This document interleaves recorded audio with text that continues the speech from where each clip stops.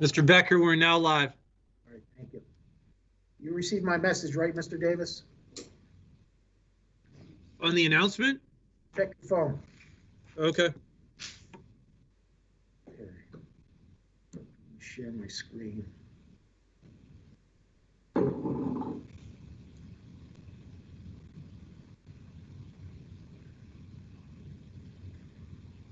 Okay, welcome to tonight's policy committee meeting. A few things on the agenda. First thing is we're approaching the end of the calendar year. In December, we do a reorganization meeting where we set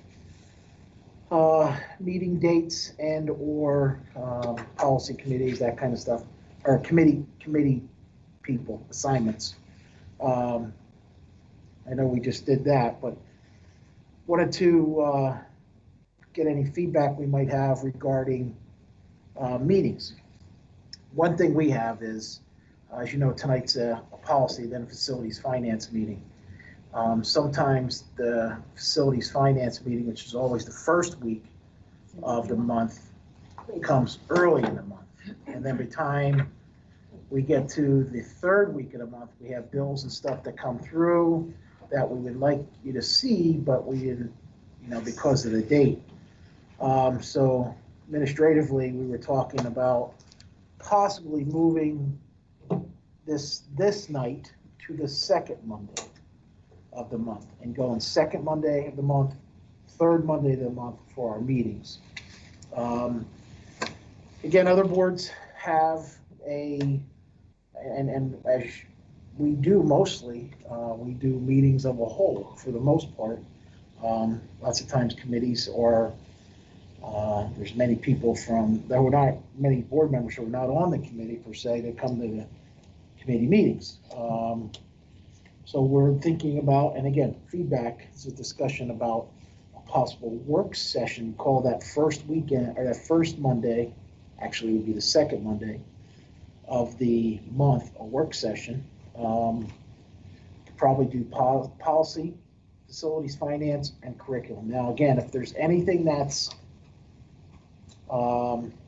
any one topic that's heavy, or there's going to be a lot of discussion, we can take off of the others for timing. But again, we think we can run 4 committees that night.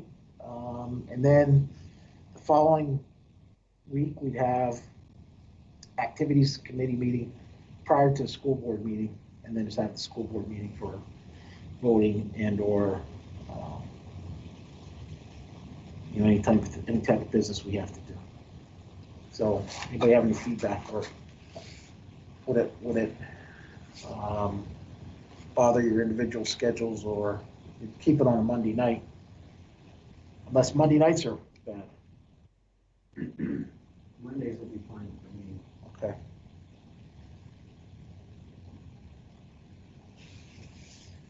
I can make whatever work. They're all bad. So. Are there any less bad? No. Mondays are fine. Okay. Doesn't matter to me. Right. With never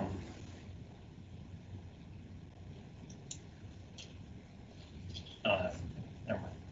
We can start, maybe we see how it goes and try it. There is a couple of days, I know, we talked about the January 18th board meeting. It falls on Martin Luther King. It's not a school day. I don't have a problem having a meeting myself, but we're not having all my staff, with Teresa not being here, that kind of stuff. It might be good if we push that meeting to a different day. That's fine. Okay. And anytime we have that type of thing where it's a day off, where everything's closed down, it's probably the best thing to do. That way I don't have to call staff in on a scheduled day off. Yeah, that makes sense. Okay. All right, so that's, Denise, we're okay, because you and I were talking about that, pushing that to the second Monday and the third Monday being our two meeting nights. You okay with that, Denise? Okay. All right, so we'll make that And then when we get together on December 3rd, is that our reorganization meeting? We'll be able to approve all of our meeting dates for the next school year. No, it's, excuse me, it's the second, Wednesday the 2nd is the reorganization. Okay, 6 policies on the agenda for tonight to look at, and again, I'm getting these from the Policy News Network from PSBA. PSBA, great organization, keeping us up to date on policies and some of the little changes, and each one of these policies that we have up here, we have on our policy right now, or in a policy. So these will be mainly updates. The first 3 kind of go together, and then the second 3 kind of go together. So we will kind of discuss quickly these 3, top 3 at first. Policy 13.1, 13.2, 13.4 have to deal with some special education, mainly terminology. In recent years, the words positive support plan has been used, and I know our district has been using this for a while. Mrs. Snyder and I have been talking about these policies and how we're going to update. Mainly terminology and language, reflecting requirements for students to be educated in the least restrictive environment. Also talks about seclusion, and it gives you direction regarding seclusion of students and how if your student is secluded, they must be monitored at all times by a staff member. There's language in there about restraints, and again, only restraining with parental consent during an IEP. Policy 113.1, again, special education, talks about some disciplinary records and working with local law enforcement. Again, working within FERPA, but also helping local law enforcement by providing some disciplinary records and or special education records to law enforcement when needed. Again, there's small revision made to policy 113.4, talking about access for special education records. They include record parties for obtaining access to records for both special education and other related services with students with disabilities. Under the delegation of responsibility paragraph at the bottom, Okay. do we have to pick one of them? Yeah, see, what will we do, and which one are you on, Josh? 113.4. Okay, I'm sorry. The one where just They grab that. you scroll all the way down. Yep, we will have to decide that before the first reading. So probably what we always, it could be made, but with the special education director being so vital, I would think that would be the person who would be delegated to that position. So you would remove the superintendent and the blank line and just, Right, just and say then- the board designates the director of special education. Exactly. Yeah. And put an X, actually, they give you an X for Put an that. X in there. Okay. Yeah, put an X in there. Does anybody have an issue with that? I think that makes And then, and she, most sense. yeah, she does that now with her staff. And again, I did report the district shall maintain permanent record of students' names, that kind of stuff. I must have did it on a different version, but we'll have that marked up for the first reading. Okay. Okay. Let me go down to the next.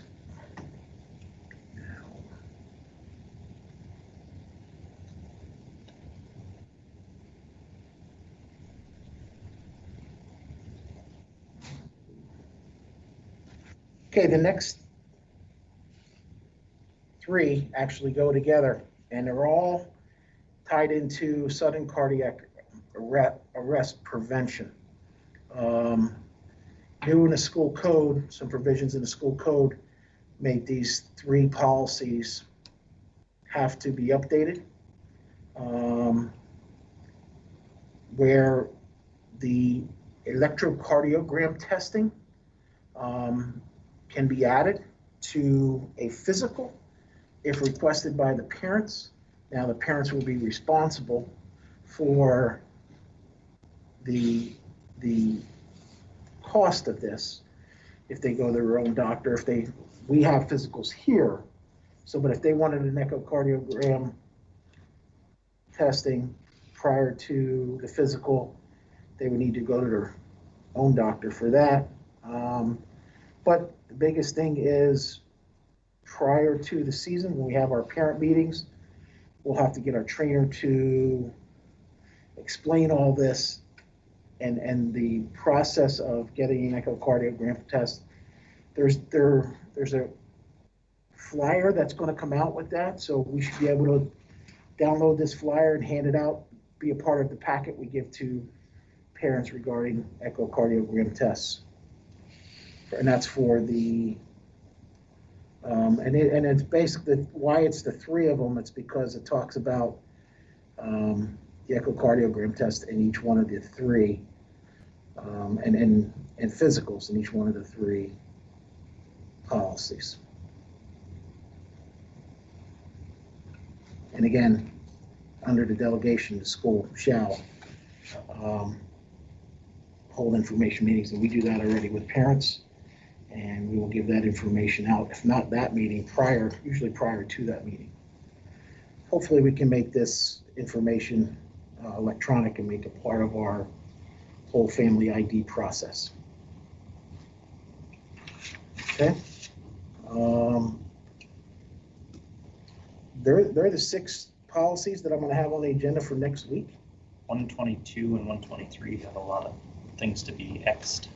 Yeah, exactly. So again, I'll have to meet with Mr. Callahan, Mr. Roth. Okay. Again, Before first reading. Before the first reading. Okay. Before the first reading. Don't miss anything. Yeah. Yep. Any other questions?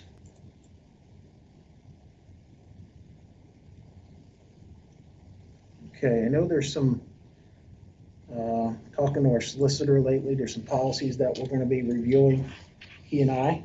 So we'll bring them up, one's 227, we'll be bringing that up in the near future. Also, one thing, talking with our solicitor that hasn't been done in the past is having our solicitor going to be looking at our handbooks. We're going to do any kind of revisions that we have to do, and we'll be probably getting him in his hands probably early spring for the 2020 or 2021-2022 school year. We've talked to administration about that already, and that's the plans. Now again, we used to send our handbooks out for publication to get them printed. We do it all in-house. In fact, we only hand out a handful of hard copies. Most of it's online, so it should be done pretty easily. We'll make those revisions that are recommended and get it to the solicitor for approval and review.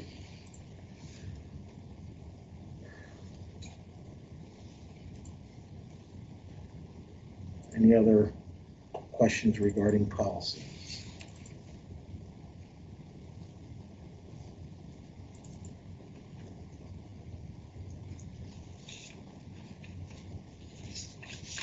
Okay. If not, that's what I have for this evening. And again, I'm sorry it's a short night, but a couple things just to go over. Okay. And if anybody has anything else? Do we have any public comment? Mr. Davis, do we have any public comment? I don't see anything. Let me take a look. I'll be honest, I thought you were going a little bit longer, so I did not have that ready. So just bear with me and let me jump to that right now. might need to give it a minute or two if anybody has any comments. Yep. As of right now, I have 0 responses, but yes, we can wait a minute or two, see if there's anybody that has any comments.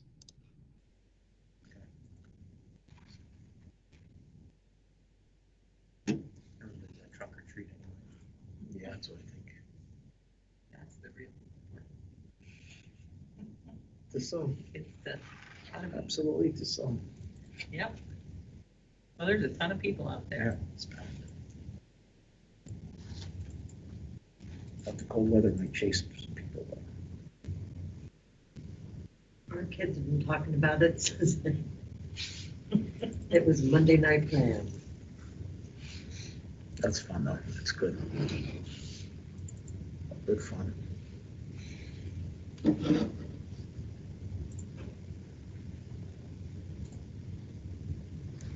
Mr. Becker, I still do not have any comments. Okay, we want to go on pause until 6 p.m. Okay, so just to make clear, we're going to stop this meeting, and then we're going to let our public know that we'll reconvene at 6 p.m. for the finance, facilities and finance. Okay, Is that so- correct? Yes. Sounds good. Okay. All right, we will do that. Thank you, folks.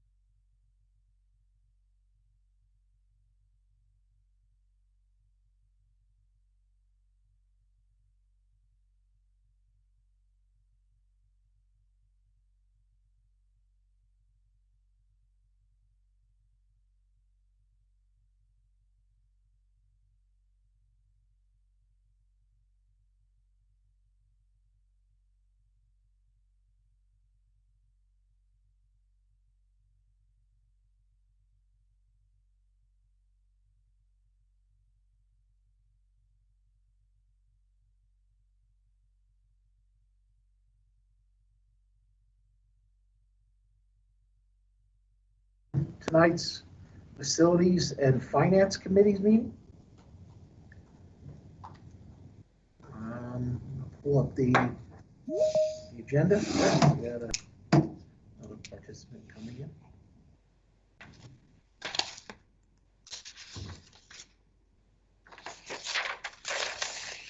Meeting over you then.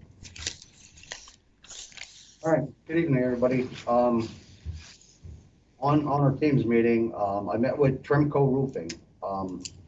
They have some proposals for, some of our roofs are coming out of warranty within the next year. So they put together some proposals for us guys to listen to tonight.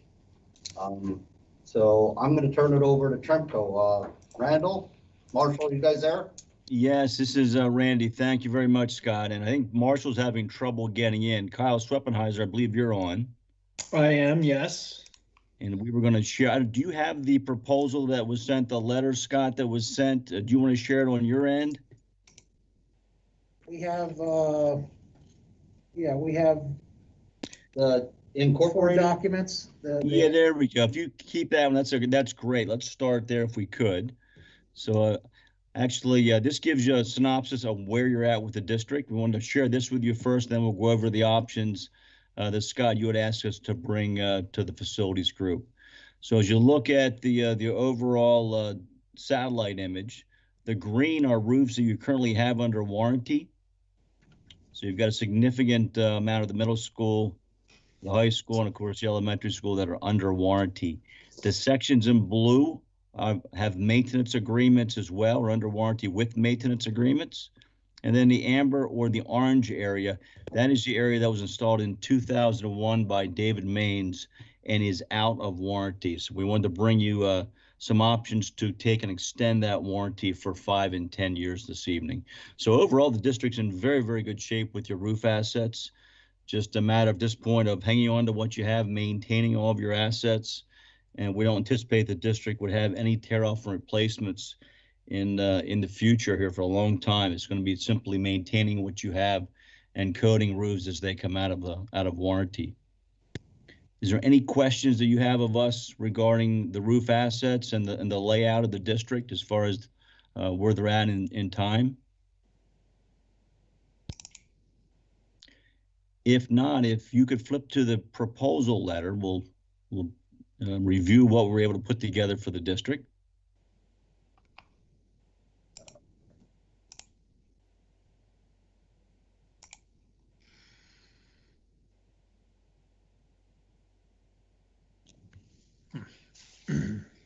So we were asked to bring lots of options this evening, and we want to start with that 2001 section. Again, we completed a roof scan. We walked it. There are things that need to be touched up on the roof to bring it up to a good manageable level. We wanted to look at a 5-year option and a 10-year option for the warranty renewal. So the first two options, the first option that you can see for the 58,019, that is a 10-year warranty with maintenance included for all 10 years. So that's just about it's about $1 a square foot, or about 10 cents per square foot per year to put that roof back under warranty for 10 years. The 5-year option is $42,236. That would put under warranties, as I mentioned, for 5 years, and without all of the maintenance and housekeeping would be included for those 5 years. We then also wanted to look at another option for the district, which would be a 5-year maintenance and housekeeping agreement with leak coverage included, and the repairs would be done up front. That came in about $45,235, so more than the 5-year warranty, but we had told Scott we'd look at all options. So it would make sense, obviously, to go with the 5-year warranty extension if you're looking for 5 additional years. Of course, and then the better value, of course, is the 10-year. We were also asked to look at all of the roofs that were not currently under a maintenance agreement. So we looked at it 2 ways. We looked at if it was a yearly cost and if it was a lump sum cost. So we looked at it 5-year TrimCare Gold. If you did everything together, that would be all roofs. So the high school, middle school, and the elementary school that currently do not have maintenance agreements. And that did not include the 2001 section. If you extended those warranties for the 5 or 10 years, you would already have the maintenance built in. So the 5-year cost of that is $40,500. And then, of course, if you did it for 1 year, it's $8,100 for the 1 year. You can extend that every year if you so desire. But that would put the district back having all roofs under a maintenance program. It'd be yearly, one time per year. You could do it either in the spring or the fall, depending upon when you wanted to do that. So those were the options that Scott, you wanted us to bring to the facility group. Again, you're in really good shape with what you've got up there with your roof assets. It's just a matter of hanging on to and taking care of the assets that you have. Kyle, did I miss anything? No, that was a really good review. I felt that, this was initiated by the high school built-up roofing systems,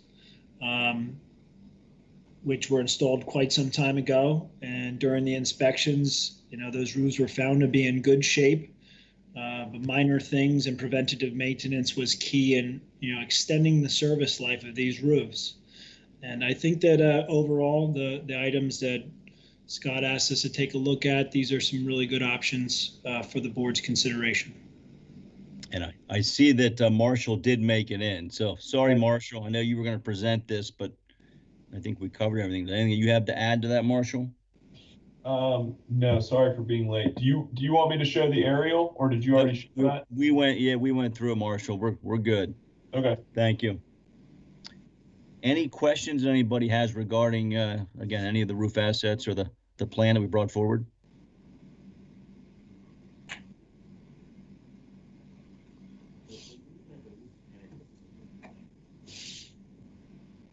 Scott, is that what you wanted us to cover?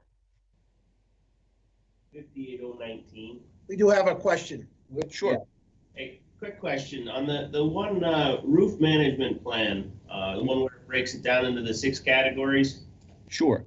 The category 5, repairs required. Mm-hmm. That's the $58,019. Is that repairs that we are in need of, or is that the plan that you were giving us, the 10-year warranty plan? It's a combination of the repairs and then the cost of the warranty with the maintenance. I think it's about $20,000 of that would be repairs, maybe $24,000 of that $58,000 would be repairs. There were some dissimilar types of products that were used on the roof. There was some drain work that needs to be done. We can show you photos, but a good chunk of that, probably just about half of that, would be the cost of the repairs. To bring it up to a point where they can then put a 10-year warranty on. Yeah, to bring it up to a manageable level where we feel comfortable that we'll take that roof on for another 10 years. And again, that also includes every year the inspections and the housekeeping and the maintenance.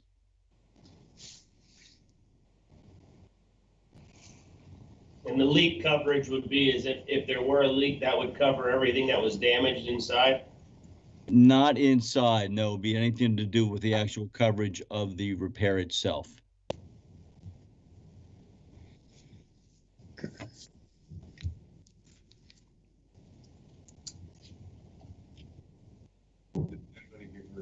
Does our insurance definitely cover rainwater leaks inside?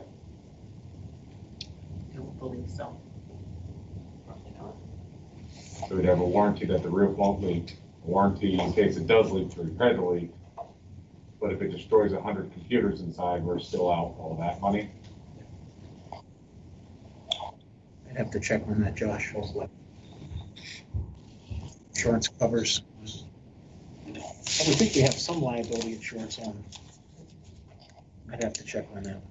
Yeah, let me, I'll have to check with Debbie on the specifics of that. We certainly don't anticipate that, that's for sure. We did have roofy or leaky roofs, leaky roofs in the past in the gym, and that was covered. They had to resurface the whole gym. Yeah. In the old, Yeah, in the yeah, old that gym, was yeah. covered, come to think of it, you're right. That happened over holidays. Yeah. Leak, big. No, that wasn't a roof leak. That was an air handler that was Yeah, leaking. air- What was it? The Yeah. snow got so deep, it started Yeah, that sucking was the Blew air. into the, or the Yeah, that snow was in. the snow got in the air handler. So Denise, you can confirm. I'll call Debbie and confirm that and put it in the Friday letter for you. I think it's separate from the decision on this one.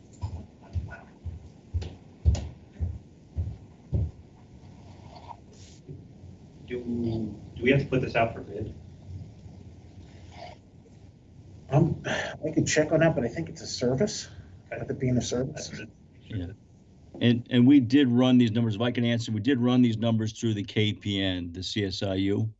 Let's say that once. So this is through the pre-bid program that they have. We don't have to solicit any other estimates or bids if we didn't want to. Did anybody else have any questions for them?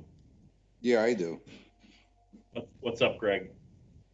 I'd like to know what the policy is if the roof is damaged from a storm and starts to leak. Are they off the claim and our insurance company is on it? Through our insurance. We already had that happen last year with a windstorm that. Yeah. Are we double covering ourselves with this? Maybe we just need to have the maintenance done and rely on our, and also the contents inside would most likely, I'm pretty sure it would be covered under our contents policy. So I'm just wondering if we're not just throwing money away and we could possibly just have it repaired if it needs to be repaired. And yeah, we're in a fiscal battle, and I think that it may be a good idea to take a closer look at this and come up with a decision tonight. We wouldn't make any kind of decision until, is it two more weeks?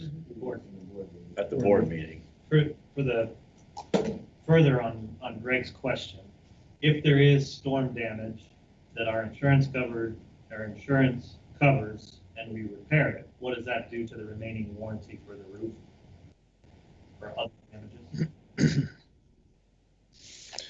We were to adopt a 10-year.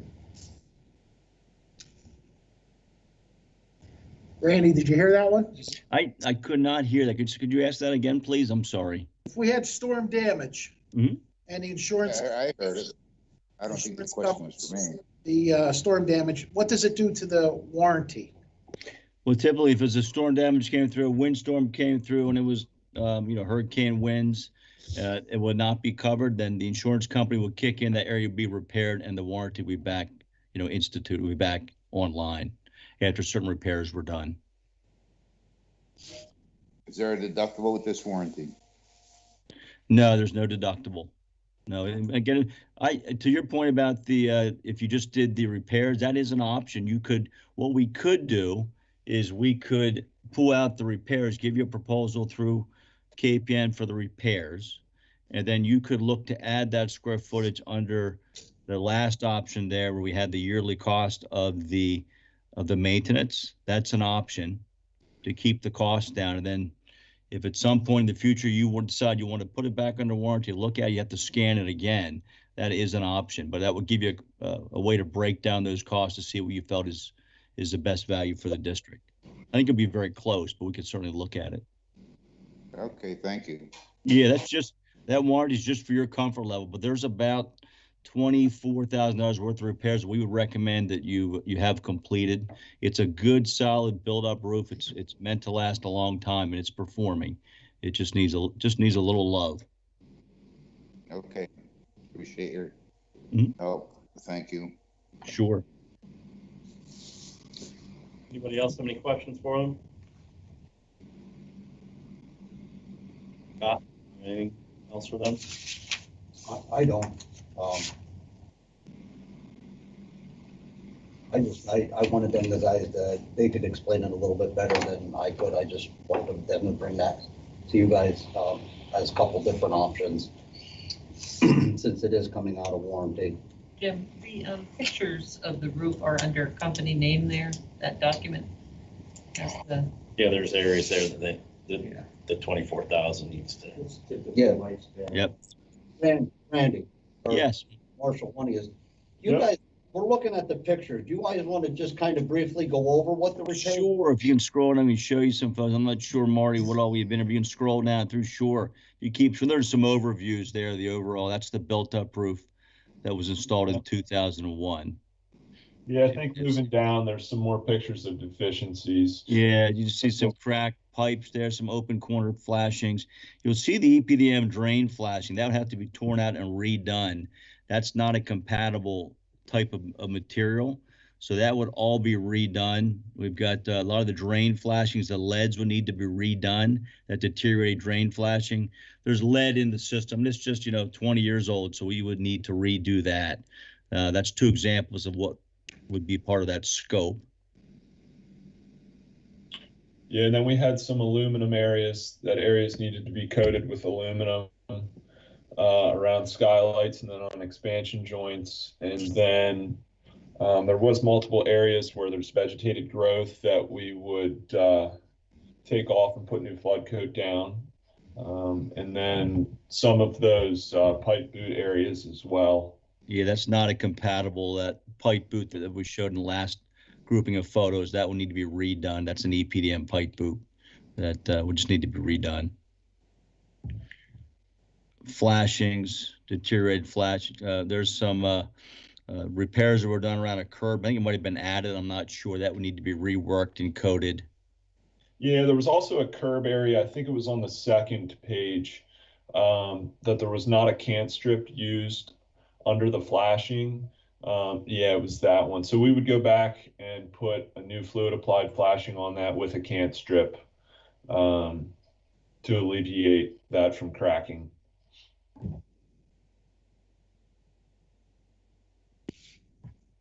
That gives you some general ideas of things that just, again, normal wear and tear with some things that need to be redone because they weren't compatible as things were added, but nothing drastic given the size of the roof. Yeah, there was a, did you explain the scan at all, Randy? That yeah, we explained the roof was scanned and yep, it was 100% dry, which is great news. Okay. Did that answer some of your questions?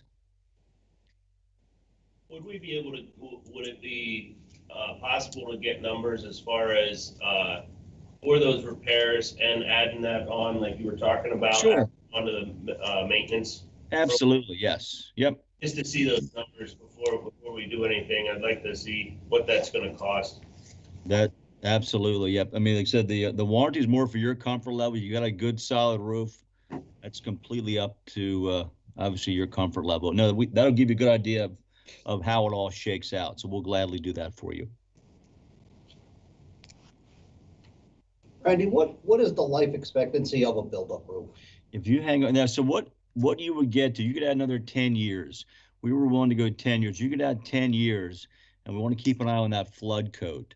So what your next step would be to re-flood coat that roof, to suck that gravel off. They vacuum it off. They make repairs to the membrane, and then a new flood coat is installed, and you get another warranty. So, I mean, a good, solid, hot built roof should last you, 35, 40 years. You put a new flood coat on it. I mean, I've worked with facilities that have built-up roofs that are 50, 60 years old. So it's a very good roof, just needs to be maintained. So at the end of that 10 years, that would not be the end of the road for you. There'd be other options for you at that point to hang on to it.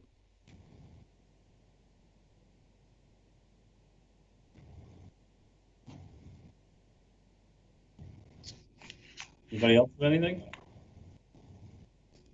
All right, if you could get us that information by Friday, we normally have a Friday letter that comes out to the board.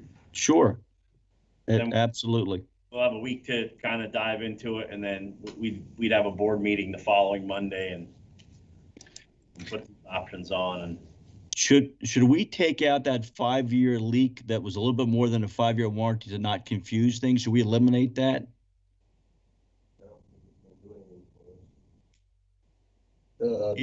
It didn't make financial sense. It was like $3,000 more, but we wanted to bring that option to you. If you can scroll down, you'll see the 45,000 high school build-up roof. That was the 5-year platinum with maintenance with the leaks. Do you want us to eliminate that or just keep it in the letter? Yeah, you can eliminate that, I think. Okay. Yeah, the one above it, what's that, $3,000 savings, so yes. Okay, we'll eliminate that, we'll pull out the cost of the repairs to bring it up to a good manageable condition, and then we'll look to add that last option, the yearly cost to do that. And you can also be billed, quarterly or something, you're trying to spread out your budget there, that can be done with the yearly. Yep, we'll add it to that 8,100. Should we eliminate the 5-year option? Should we get rid of that one, just look at it yearly? Or do you want us to keep that there? Yeah, I think you can keep that there. Okay, that sounds great.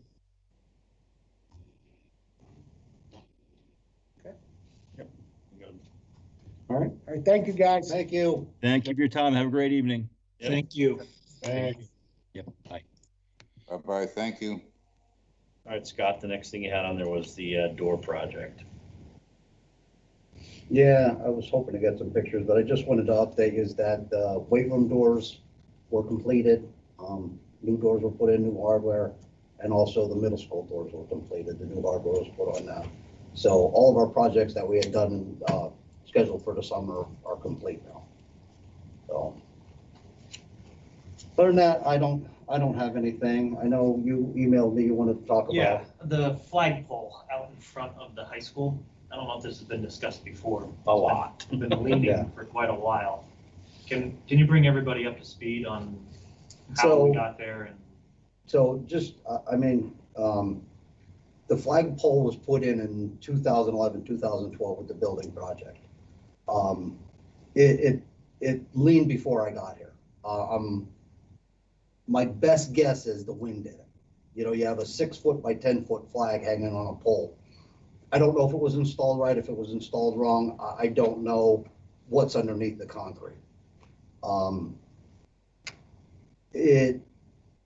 have tried to straighten it, putting wedges in, trying to move it. You can't move the flagpole without bringing a crane in and actually picking it out and resetting it. I don't think it's bent. I think it just needs to be picked out, cleaned out, and reset down, and maybe set in properly with the proper materials around it. They don't get cemented in. They get like a sand put around them and wet, and then so you can actually pick them out eventually instead of jackhammering them out. So, but we have tried with the equipment that we have, and with no success. So the next step is either hire a company with a crane to come in and pick it and reset it, or to rent a crane ourselves and try and do it. You can't rent a crane. What's that? Can't rent a crane. Well, you can if you go to like one of the bigger companies, and then they're gonna bring an operator. Right. You can rent the crane, but they're coming with their own people. Right, they're coming with their own operator. I couldn't rent a crane and run it myself. No. I'd be interested in getting an estimate and maybe some, throw it out to the community quick first. Maybe somebody wants to come up with $5,000. I'm sure it's not cheap if we have to rent a crane. I would best guess between 5,000 and 8,000. I mean, I obviously I have to reach out to a company that has a crane. I don't know, local company Anscus, they might have something they can pick it with. What's that? Zartman or Zartman. Get a list of people to reach out to, but I think we should get estimates and see. It looks ridiculous. I'm sure we can, depending on the cost, we could probably find donations to cover it. Yeah, I think for something like that, I think we could get community donations pretty quick. I mean, we can look at like, what is that, Steyer's crane out on the other side of out on the other side of. Why don't we get some estimates on fixing it? Somebody come in, pick it up, reset it. Well, okay, I'll reach out to Anscus and Zartman and. Whoever it is, just get some estimates, and then we can go from there. Okay. If anybody has any suggestions of companies to call, let me know. I'll give you afterwards. Okay, thank you. Anybody else have anything for facilities? Do we want to talk about the roof, or do we want to just mull that over for a while and wait till 2 weeks from now? I will tell you, as I want to bring this up too, and it almost, budget renovation is also coming in this week to look at the roof. So I may have like a comparison for you guys. That'd be nice. Yeah. It might not be ready for the Friday letter. I don't know exactly what they're coming in to do. I don't know that they do these built-up roofs, but they do rubber roofs and stuff. And he was talking to me like for the price of the warranty, they could possibly give us a brand new roof. I don't see that possible, but you know, it's worth them coming in and me talking to them. So let them walk the roofs and go from there. Because they do. We don't have to act on this in 2 weeks. No, they saw that it was gonna be out of warranty next year, and to get a jump on it, you know, for budget reasons and whatever, we decided to bring it to you guys tonight. And then, you know, we have November, we have December, we can talk about it at the next facilities meeting. You know, it doesn't have to be, a decision doesn't have to be made at the next board meeting. So we have a little bit of time. They said that they would do the repairs through the KPN as well, I believe. Right. The repairs. I was just gonna say, just to get another opinion on their repairs, and see what somebody else. Budget actually holds they do all the warranty work they put the elementary roof on, and they put on the second floor of the high school roof. Budget does that. So if there's any issues with them, I call budget, you know, for leaks or It'd be nice to know what they would suggest or what their repair. Absolutely, yeah. So. Making sure that they obviously make sure I would hope that they would use the correct materials, because it sounds like there were some of the things that were done here that were not correct. Yeah, I'm not quite sure what happened there. Some of them repairs were done before I came here. It sounded like to me like some of the roof drains were bad. Mm-hmm. The piping and stuff. Yeah, we had a bad roof drain in the one closet of the down the athletic area. I mean, they had to rip the whole thing out.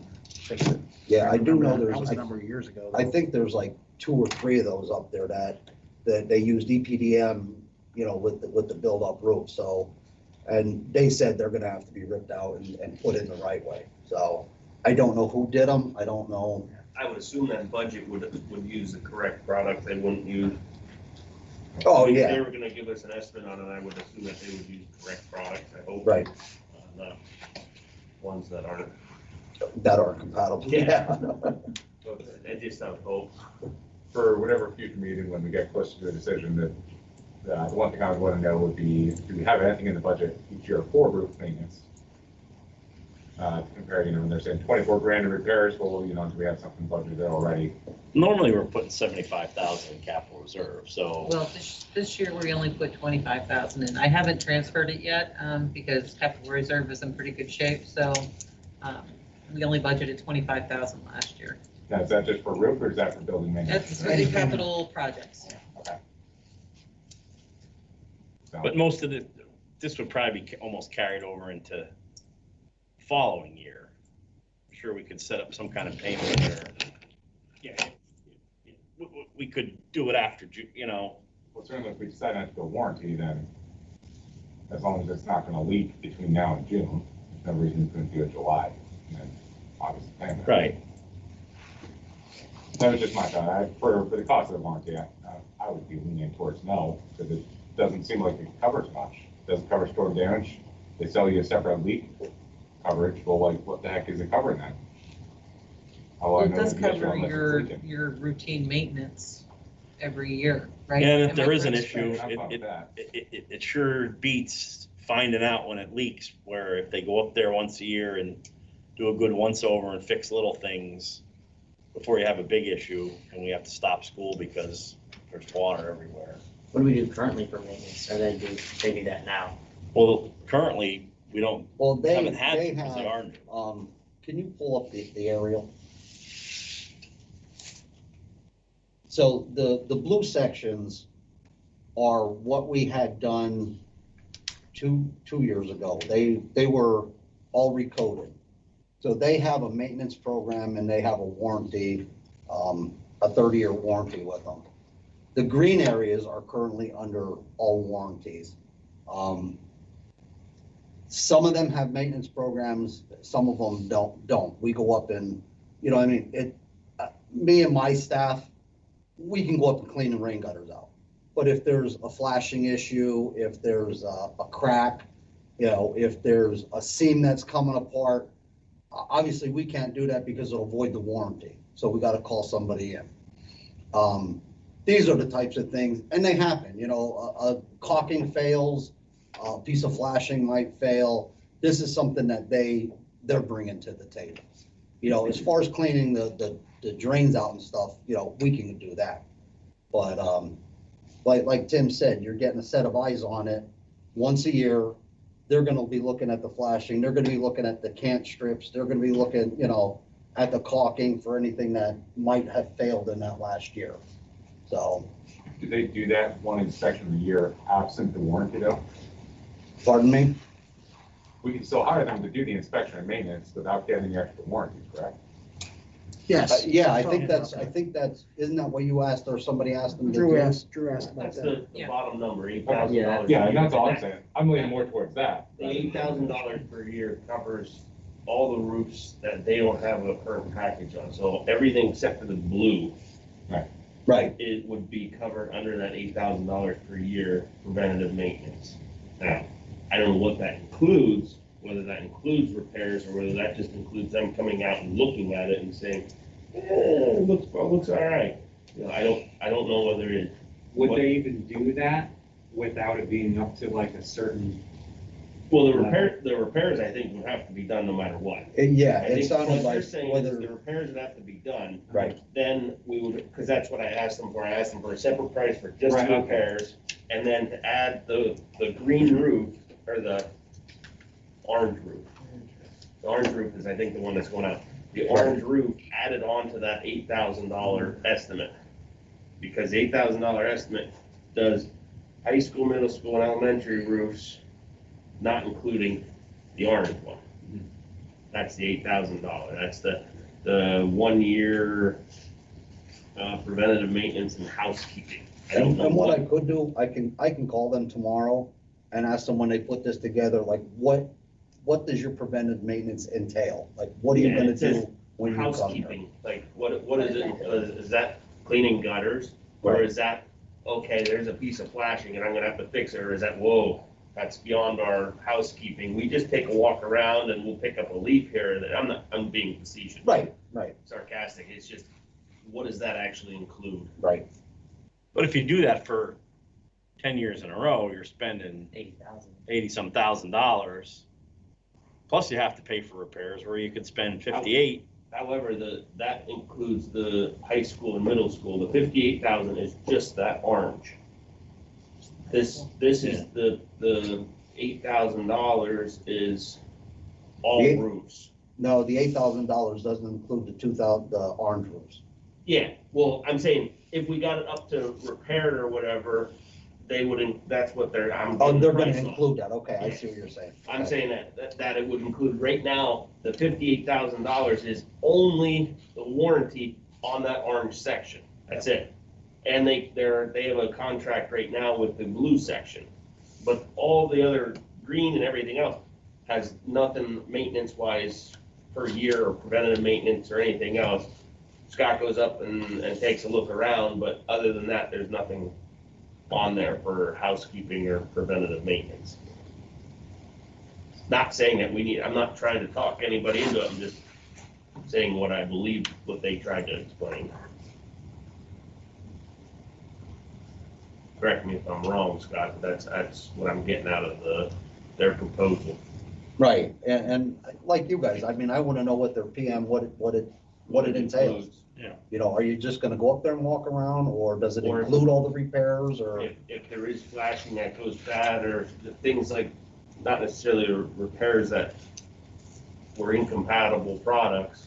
Right. But, because obviously they must have inspected these roofs to be able to say, yeah, we would do preventative maintenance on them, but on the other hand, if there's damage done, I don't know why, I guess outside of a storm, there shouldn't be damage done to them. I mean, they're supposed to be pretty well indestructible. I don't, outside of a storm, I don't see damage, but, you know, I mean, stuff happens, caulking, loses its life expectancy, flashing fails.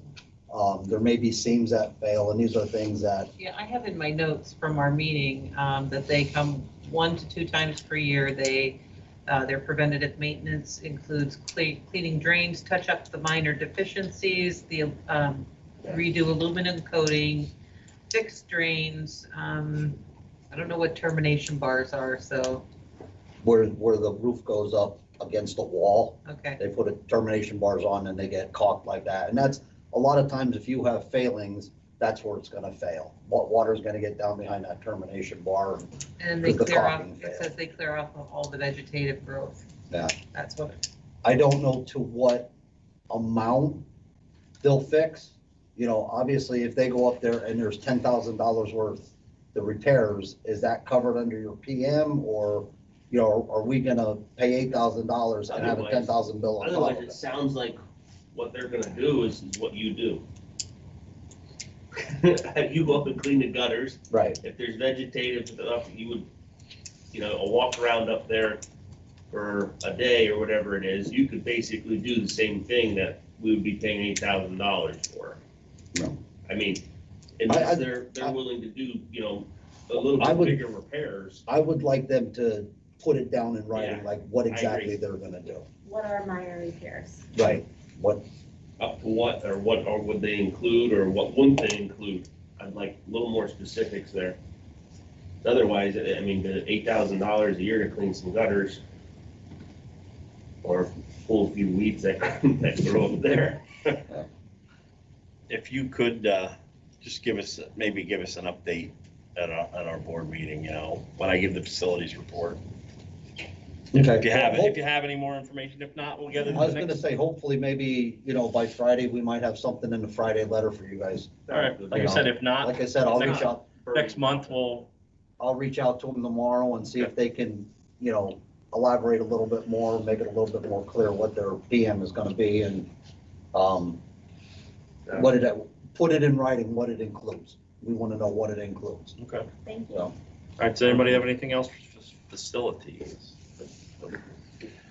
All right, Mr. Klebon, it's all you. Finance.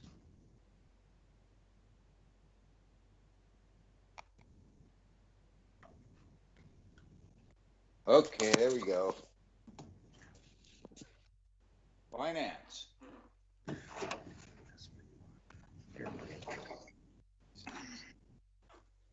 me get back over here to this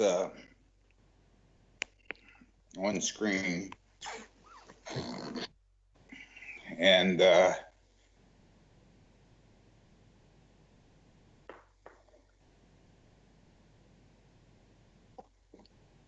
we have the budget.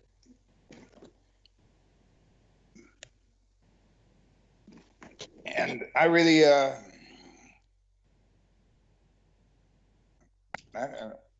when I look at the budget, we have timeline for events related to the 21-22 budget process. I looked at this, but it's pretty far off in the future, so I really didn't spend a lot of time except for a couple in 20 through December. There were 2 that we missed. The Department of Education, I don't know what those are about. And then we have the 3% for the 21-22 school year, the 2021 school year, and the 19 and 20 school year. So there's 3 different well, we go all the way back actually, but next year we're looking at another increase in the statewide average for the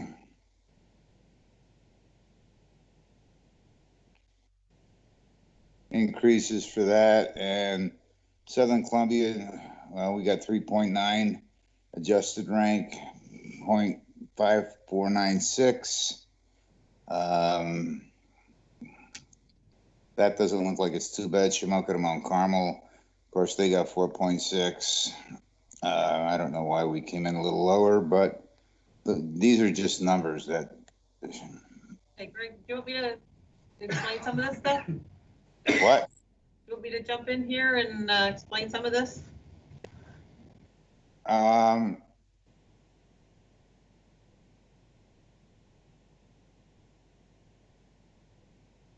If you want to give it a shot, Denise, I really, Okay, let's go ahead, Jim, and let's start with this.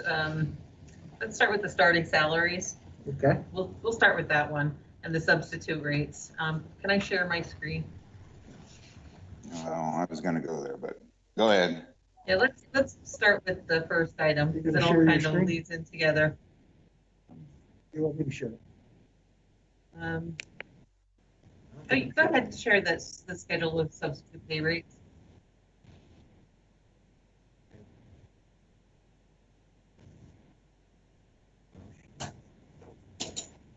There. Okay, this is our current schedule of pay rates for substitutes. And we are paying, we had increased for a mega sub to $120 about, I'm going to say maybe a year and a half ago. And that's 120. And then the teacher subs were 90.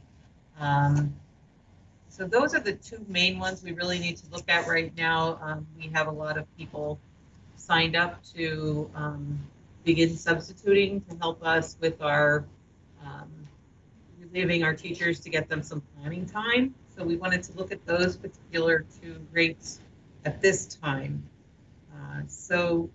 Looking at those rates, if we look at the day-to-day sub, $90, and Mr. Serafini had sent us a recent survey of substitute rates. Do you have that one, Jim? I don't have it. Okay. Most of the day-to-days were around 85, 90 in those ranges, as far up to as 100 to 120 for day-to-day subs. So if we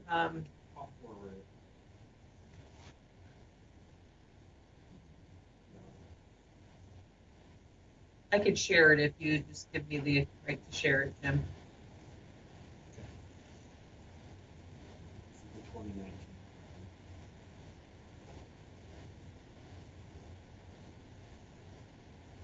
Oh, you Denise. Okay, let's see.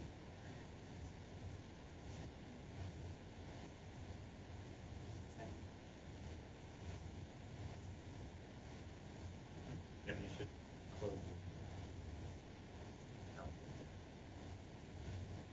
Try not to. Yeah. Did you get the email? Not up there? It's not one be up here, it'd be up on your screen. Oh, I should share it to Should be. everybody. Oh, yeah, you're right, I'm sorry.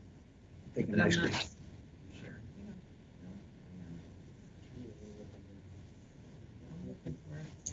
Okay, here we go. All right.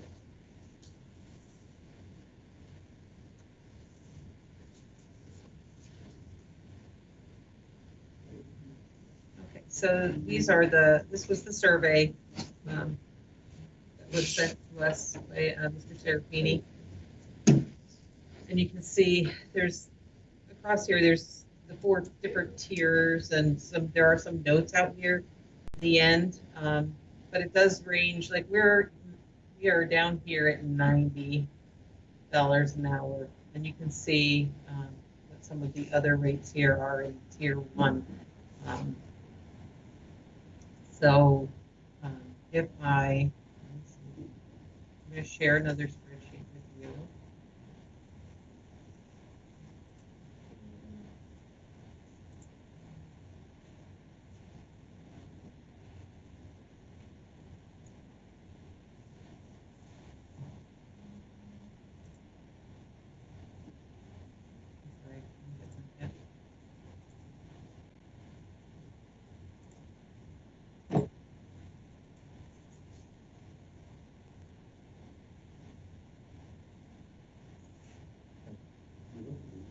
I think we are, There are some schools out there that do incentive type of thing. So many days with the district, and you might get up to another level.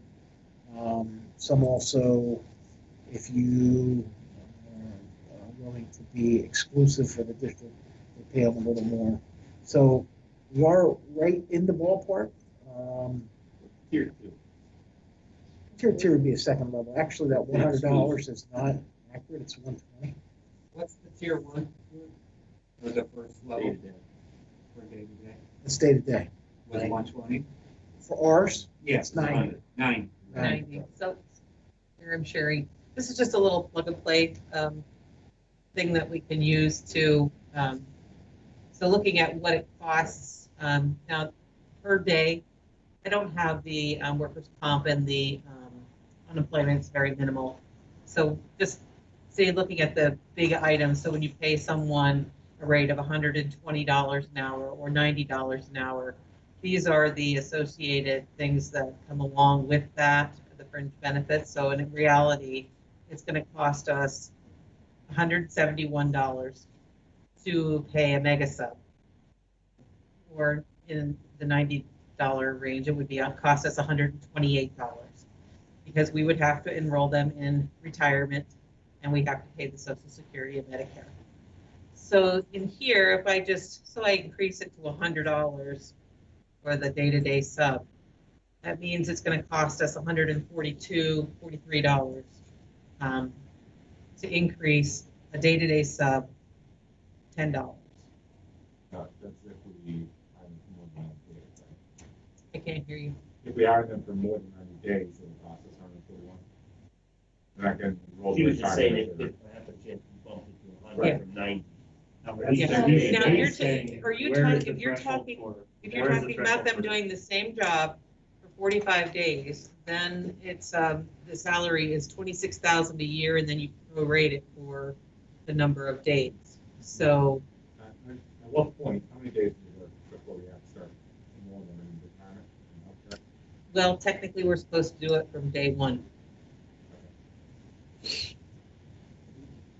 And then if they don't meet the threshold, users will return the employer shares and will return to the employee their share. What, when you say don't meet the threshold, what is that? You have to work 900 hours, at least 900 hours a year.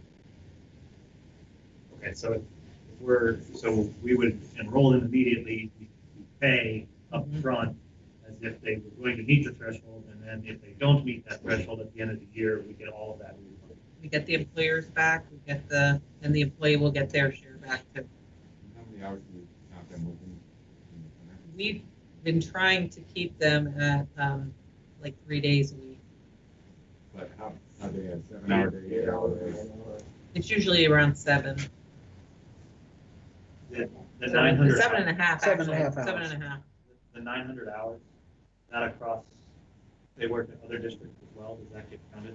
Yeah, well, yes.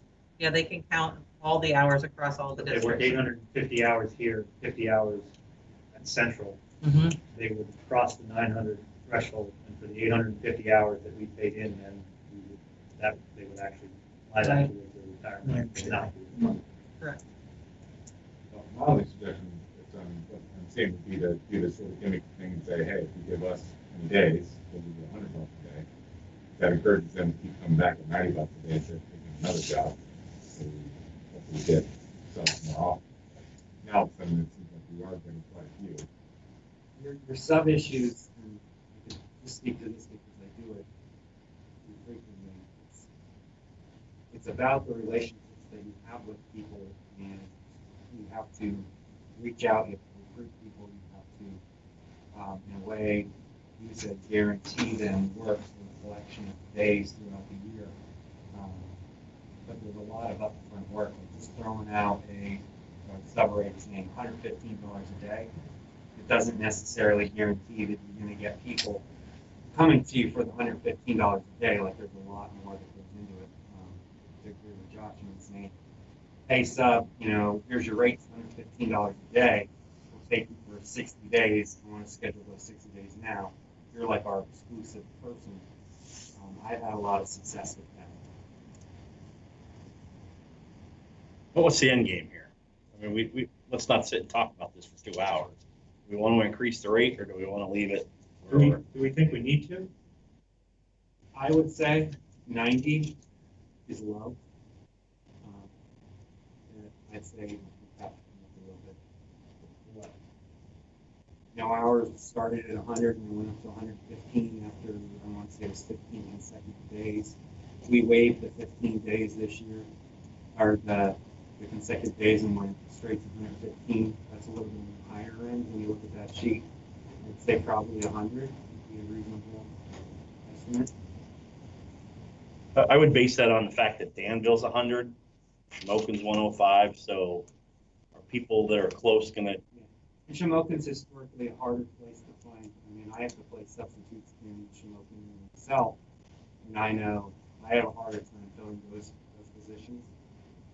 Something here, like we have a pre-K counselor for the elementary school, and it's another harder one to fill, but that's just because a lot of our people come from Sunbury, Northumberland. I think from a community standpoint, I think at $100 a day, we have a lot of local people who would be interested in putting in the work, and that's a reasonable amount.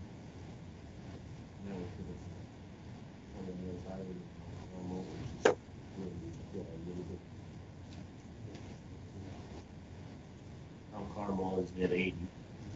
But again, you could Less than increase 100, we would definitely be in the mix, if not one of the better ones in the area. But it's two-pronged. It's increase it and then really put forth the effort to promote it, and then make sure that people have that personal connection to know that they're more than just a person. Yes. So Jim, you mentioned that you have quite a few people now that are trying to pass all their. We've been doing some good recruiting. We've gotten people on. Now we still have a lot of people waiting. We have some that are finishing student teaching and are waiting until the end of November. And so we're doing part of what Tony says, the recruiting. We've put a number of people on. Thank goodness, because of what we've needed this past week. With some substitutes. And the new people are taking the phone action come in. Yeah, we've gotten some. Yep, some of those new people, 3 new people have started, and we've gotten them in. So we've met with Mr. Fetterman, met with another one, I think Friday. Just wait for a couple little pieces of paperwork to come in that we can say, okay, you can start. So personally, I'm fine if we need to do a little something extra. Do you think we need to do a little something extra to make it easier to get? I do think that we are lower. Tony said I thought that for a while. I would really like to incentivize and say if you work for us for 15 days, maybe you get the 100. Or if you guarantee us so many days, you get the 100. Yeah. You know, some type of incentive program. Why don't you put that together for? I can put something maybe for our next some meeting. Other schools up to the IU, see if they're. Yeah, I can tell you what we did, and our rates were different this year just because we knew that it was going to be a little bit harder to find people. We actually posted for what we call regional substitute teachers, and we said it was a 120-day position, regardless of whether or not you were used. We'll agree to pay you the 120 days, while knowing that as long as we were in school, that we would use them for the 120 days. But that's just how we did it. And at the beginning of the year, I basically printed off a school calendar, took a marker or highlighter, and went through the whole thing and said, you know, you're in Monday, Wednesday, Friday. You're in Monday, Wednesday, Friday. You're in Tuesday, Thursday. Just staggered the people throughout the year. And then the morning of the vacancies, I just say, go here, go here, go here. And that way you're not calling people, begging them to come in on a day when they thought that they were going to have off. That's just one approach we took. And we hired 2 of them this year. I'll say 2 was nowhere near enough. Today, I think I've had 15 people or 17 people working off of a sub list. It's just the nature of what we have. Denise, next.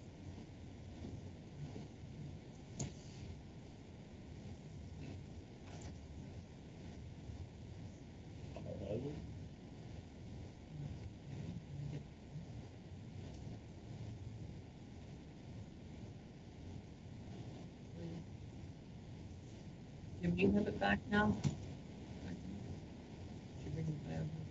Uh, I think we're at the budget thing next, aren't we? Yeah, we're at budget next. So the documents that are on the budget items, the first one is just the newly published Act 1 timeline. And that comes out every year. You can find that on the PDE website.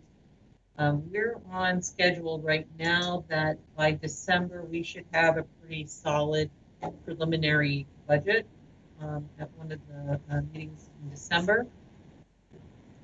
And then the next two items in that, I believe, were the base index, which this year is at 3%.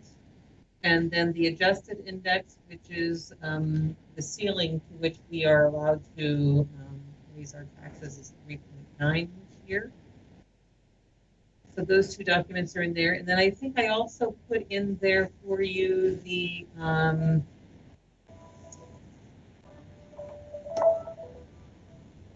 STEB values for the it's the last document there. Yep. So you can see what the STEB values are, and that goes in that worksheet that I sent out to all of the board members. And I'm going to actually go to that now. I'm going to need to share again, Tim.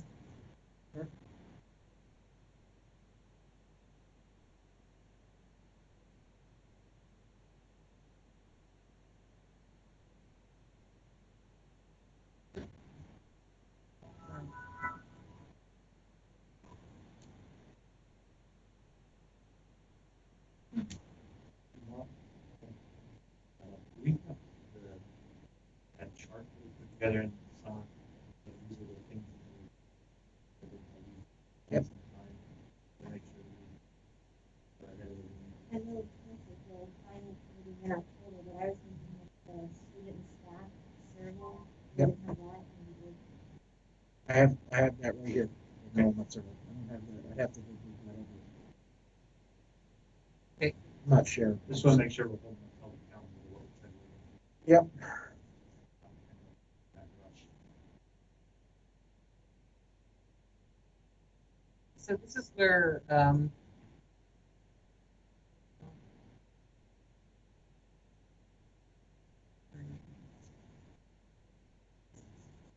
You are sharing.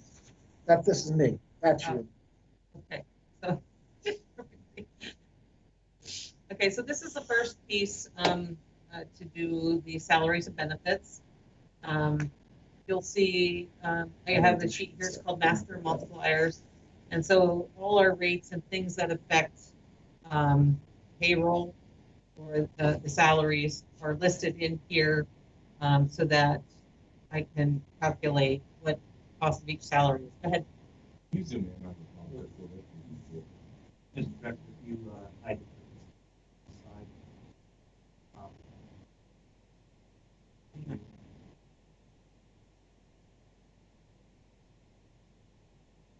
That better?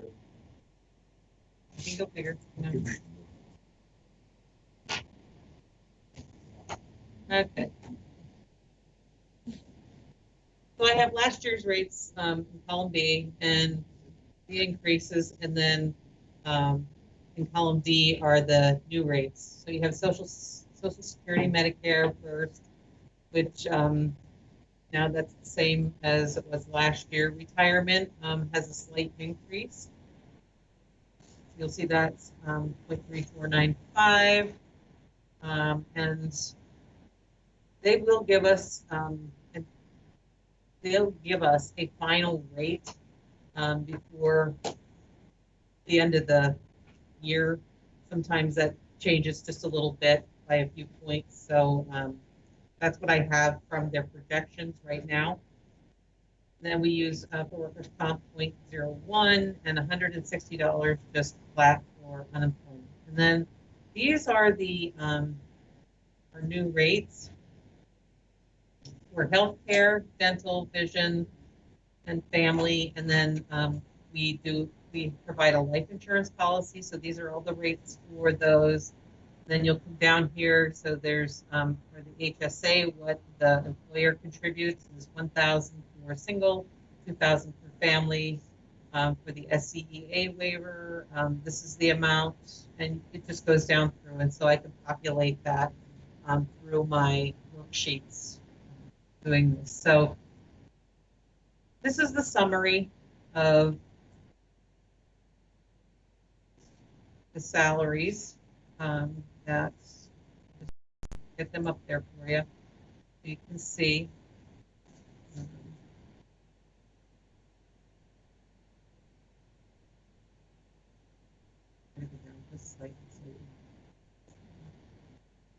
So there, you'll see there's two custodians. One would be a part-time custodian. The other one is just the regular custodians. And a part-time, pardon? There's three different categories for custodians. And then you go down to maintenance, the three different categories of the paraprofessionals, 2 secretaries, and so on. It just goes down the whole list. And then we have the totals across. So the total, next one, preliminary data, just looking at preliminary data by object. These are the totals, just for salaries and all the benefits that go with the salary. 22.9. Well, this section here, these would be all the objects from 300 on down. So it would be like your services, your supplies, your dues and fees, equipment. Now, the only thing that I have updated in that area is the transportation, because I actually knew that number from the contract. So I was able to calculate that one. There are a lot of numbers in here in this section here, which I am just receiving the final sheets from the administrators. I got a few over the weekend, and so that will be updated for the next meeting. But this is just a very preliminary meeting there, or a number there. The next 3 tabs I have are based on calculating the millage. So I already have this STEB market value that's already updated in these 3 spreadsheets. The only difference would be up here is the Act 1 index. So I did a 3.9, which is the highest we can do. I did a 3.5 and a base of 3, which just means we rebalance. And so you can kind of see these numbers here are still the same as last year. Oh, okay. So, are we? Okay. We do not have these new numbers yet. So you have a 3 in there, 3%? I do. Here's the 3. This is just rebalance. What is it with 0? Well, you wouldn't use a 0. You would use the bottom number that they give us for the index, because this would only, using a 3%, it only rebalances what we have. I've never used a 0. What is the 3% then? The 3% is the base index. Right. So that's saying increase tax 3%, by 3%. Yes. Right. And we agreed in the summer that we were going to do all of these initial discussions, big 0, and go from there. I can compare a 0. Yeah, for you. so that's Okay. what I'd like to see. I'd like to see what 0 looks like as a starting point, and shoot for that. And then knowing that we're gonna have to raise taxes, there's no way we're gonna be able to zero. I think we should attempt to start and then walk away from it, because that's what we agree on some. I've got a lot of new board members here, so if that's not what the consensus is anymore, before Denise goes off and tries to do that, then we should agree so that it's clear what the administration is being asked to do, so that we're not going in 5 directions and no. But I think it's good looking at zero, because then you know what we base on. Know what about where I'm looking at.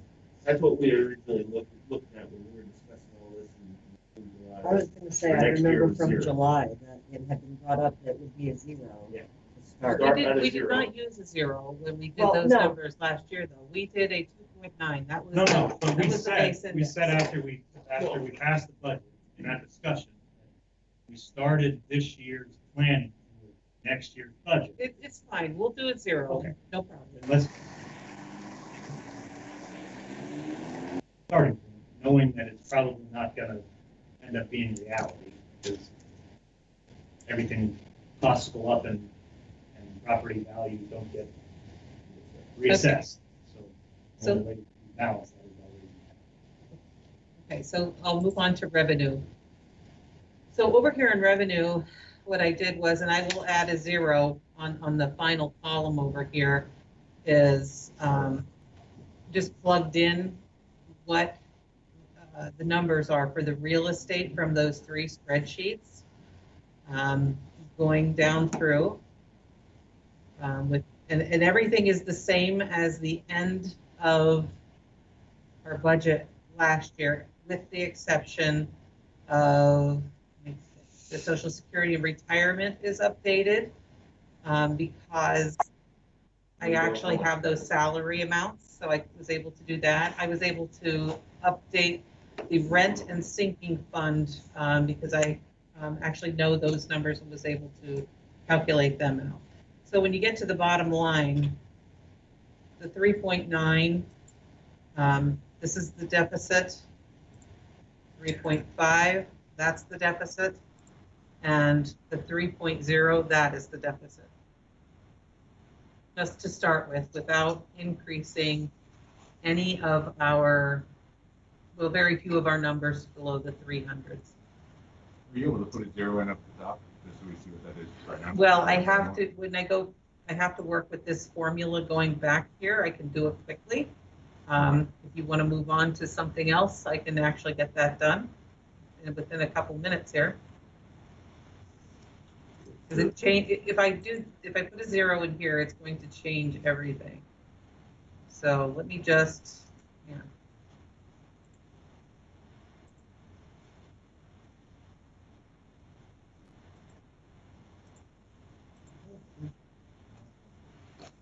I think it's important that if we're gonna stick with that zero, there's timelines we're gonna have to meet, because with the zero, we know we are gonna have to furlough. So with that, we have to be prepared in what, January? January. Right, Yeah, yeah. Part of that was the student. I have the enrollment figure. Actually, Josh asked me to go back to 2000. Okay, so I stopped sharing. If you want to do that, I'll Sure. move on share with that this. with you. What's the next thing on the biohazard then that you want to do your report? You can do the, if he has it there. Whatever.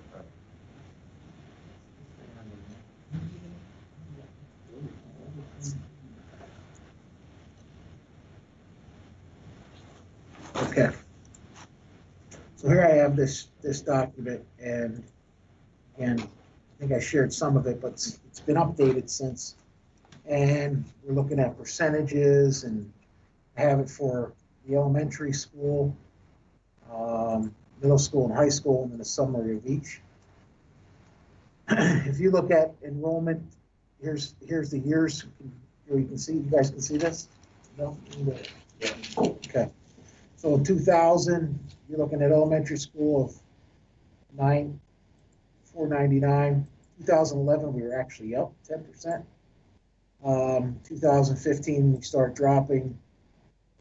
2019, we're at and then, now when I say 19, it's 1920. So it's the beginning of the year 1920, 2000 to 2001. All right, so you can see over that time, you have a 4-year difference, 15 to 16, 8-year difference, from 11 to 19, 19-year difference. So from 2000 to 2019, we have about a 10% drop. Do we have projected numbers? I know our projected enrollment is to keep trending downward. Exact numbers I don't have on the top of my head. Where are those from? I did see them somewhere, Josh, and I think it was from the state. Okay. So I'll have to see if I can dig those up. I'm pretty sure they were from the state. And there's anything that we have that we can look at, as long as we know what the source is. I think they're on the PDE website. I think so. Yeah. And this is enrollment physically at Southern. Or is this enrollment even if the kids go to cyber? This is at Southern. This is these are everybody Southern. goes to here physically. Yep, these are at Southern. These are Southern schools. That's why I stopped. I'm not doing this current year, 1920, last. Middle school, we started seeing it 2000, 508, 11, 445, back up a little bit, 461, 443. You can see the differences over the years, percentages. To Eli's question of, these are enrolled at Southern, not in cyber school, and not in Southern, not in the Southern cyber programming. No. Okay, so This is specifically specifically in the physical class, physical in the Yeah, classroom, or so yeah, they're not, this year. yeah. Really, like I said, this, now, again, this is the first year we had SoCo Cyber. So we have a number of kids in there, and we're counting them this year, but they're not in those numbers. Right, but if you had this year's SoCo Cyber and SoCo Live would be counted in these numbers as Yes, well. yes. But some other cyber charter school that we're paying for, but isn't under our control. Right. Would not. Exactly. High school, again, you can see some of these numbers. And I can share this with you, and I apologize for not sharing it with you already. I can share these numbers with you. And as you can see. And then for at least with the junior and senior class, does that include kids who are going to Bloom? Or do we, Yes. do we count kids that are going to Bloom as still going to Southern, or are we? Yep. Okay. So, I was just gonna ask, how many students do we generally, how does that work when they start going off? Is that teacher not? The A have students, five? usually, it's on average, it's been about 15 kids, close to 20. It's been going up. Last year, we had 35. 35 kids go to ACE at Bloomsburg. Usually now it's back down to 20. I think it's less than 18 this year. That's about average, somewhere 18. And that's only for the spring semester? No. That's, You require a full year commitment, right? You don't let them. we try, and then there's special circumstances where sometimes kids come back, depending on if they're sometimes maybe not successful up there. And what's the earliest you let kids go to Bloom? There's a STEM program, starts in 11th grade. Actually, call it STEAM because there's an education part of it too. And so they can start in 11th grade, but the ACE program's for seniors, pretty much. to Josh's point, this was kind of one of the questions I was asking during the budget discussions last year. To understand or make sense of these high school numbers, I think that we need to understand almost on a per course basis how many kids are enrolled in these classes, so that we can figure out what the actual impact of these low-tech ACE programs and things like that are. Because I feel like we don't really have a good sense of how many kids are actually routinely in high school or classroom. And if they are here, what classes they're here for. I can run a report on that this afternoon and share that with you Friday night. One more quick question on that. Do you have any idea when we started the ACE program? We had some individuals through the gifted program start up at Bloomsburg. I would say 05, 06, somewhere in there. It really took off probably around 2013, 14, where the numbers really started going. The reason I was asking, I can see, there was a bit of a drop in classroom teachers at the high school level between 11 and 15. I was wondering if those two sources. Well, and again, if you look at, we downloaded information off of Tim, so you see the points, and that's sharing with high school, middle school people. Still confused where we're getting 14.8, but that was like one class, I guess. But yes, we have and I can tell you over my tenure, we've lost science people, English people, phys ed. We lost a middle school art person.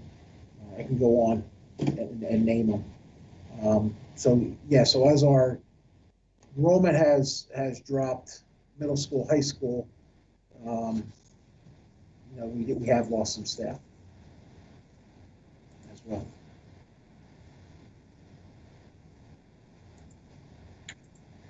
And then there's a summary.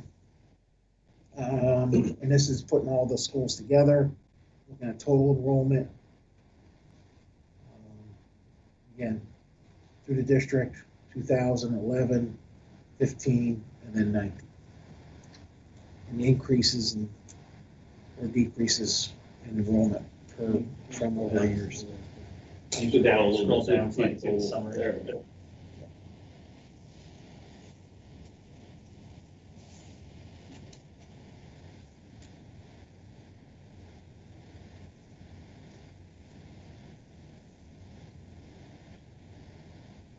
So overall, let's see, 2002-19, 15.25%.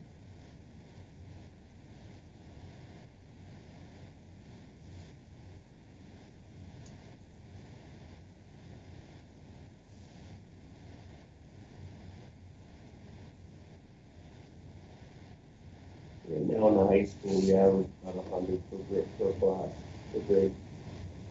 I mean, I'm just looking at 392 or so, I think it was, so it's about 100, right? Here's the 2020. This is current. 111. Yeah.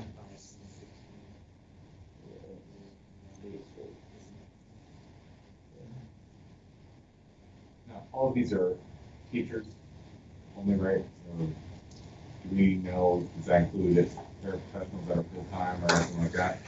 It's hard to look back and get records on paraprofessionals and who was all here. We can get teachers back from 2001, and even then, even coming up to 2011, we're going through Sapphire, matching them, so we're close. I can't say we're 100% accurate, but I know, that we are close. It's from like 2011 probably on. We're pretty close.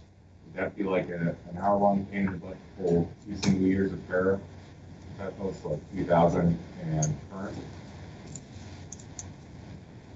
I don't want to cost somebody a day trying to pull up a 2000 number, but if it's something that could be done in an hour, I think that'd be useful as well. So, With 2000, year 2000 might be difficult because we'd have to pull up probably, because again, everything was sent to the state was done on paper.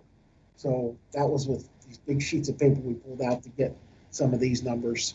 I'm not sure if I can get paras that far back. We might have to look at Can you do 2011? payroll, possibly. So, Let me see how far I that's can a lot go back. easier. That's fine. Can we look too at even administrative staff?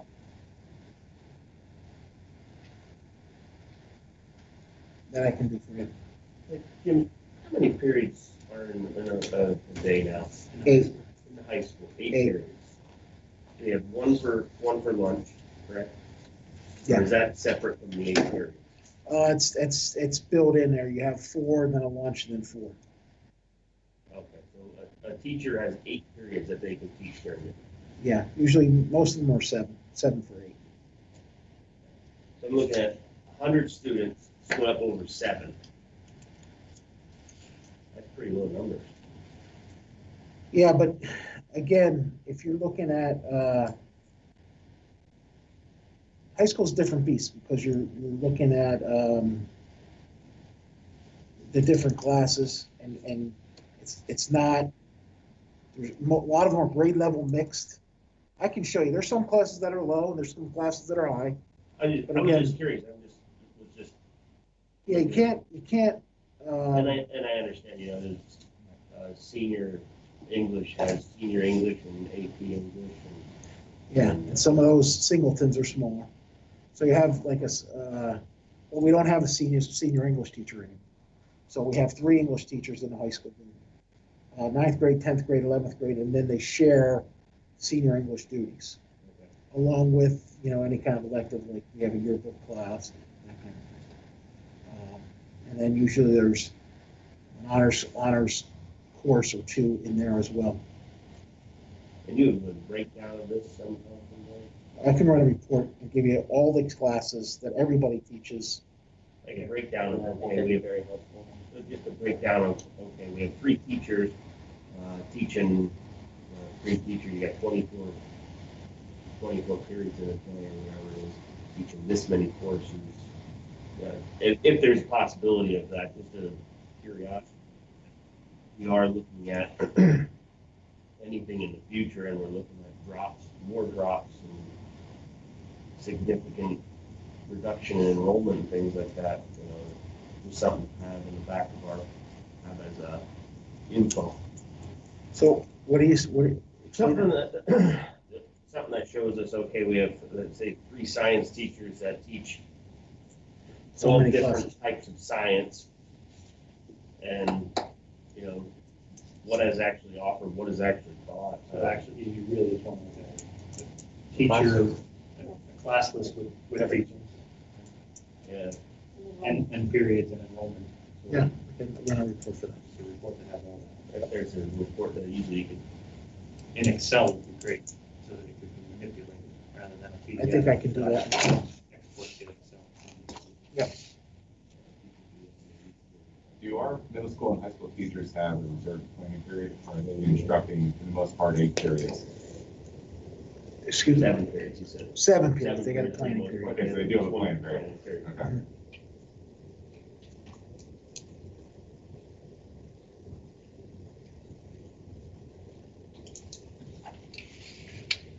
An off-topic question, but are we anticipating a massive number of kids enrolling next year because people kept them home as kindergartners this year? We did have a handful that registered this year that parents decided to keep them home.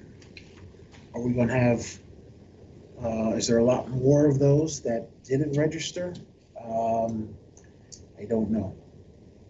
I think everyone who was had appointments to register did, but there were a few that did pull out to come back next year. A small number of those. Do we have, along with all this, do we have an idea of, for the same periods of time, or at least the last 2 years, what our cyber enrollments look like for all other cyber schools that are not SoCo Cyber? I can get those cyber numbers for you. In fact, it's Is on that here. on this? Yeah. Yeah, there's, Okay, good. That's what I wanted to see. Thank you. Wow. So you can see our central numbers. Last year to this year, 1 up 1. Cyber charter school, 28 to 31. Now, this is, like I said, just this week, there were 4 would be added to this. Now, we're hoping to get one of those back. And private is what? That would be Lord's, Okay. St. Joe's. What do we pay related to that, if anything? Transportation. Just for transportation, right? Okay. But cyber charter, we foot the whole bill. And depending on if it's special ed or not, it could be fairly large. Homeschool, cost? If you look in on, I have posted the amounts or the dollar amounts, and above that is every year we have to do what's called a 363 based on our budget. And it tells us what a regular student would cost at a charter school and a special education, so you can see what that individual cost is. Okay. So on this list here, things that cost the district are central, cyber charter, and low tech for education. And then homeschool, do we have costs associated with that typically? No, I don't think we have any costs for homeschool kids. Maybe one-off things here and there, but for the most part, nothing else. They borrow materials mostly, Okay. that's it. And then private is transportation costs. Mhm. Okay.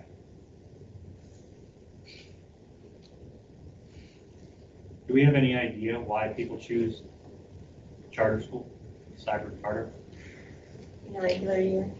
in a non-COVID year? Why we've seen those numbers climb? We haven't had huge spikes. Any kid that leaves, we try to encourage them to stay. Sure. You know, or I can go back, I'd like to go back and see 18, maybe 17, see what those numbers are. I don't remember them spiking in the high school, being in the high school. So people leave for various reasons. Yep.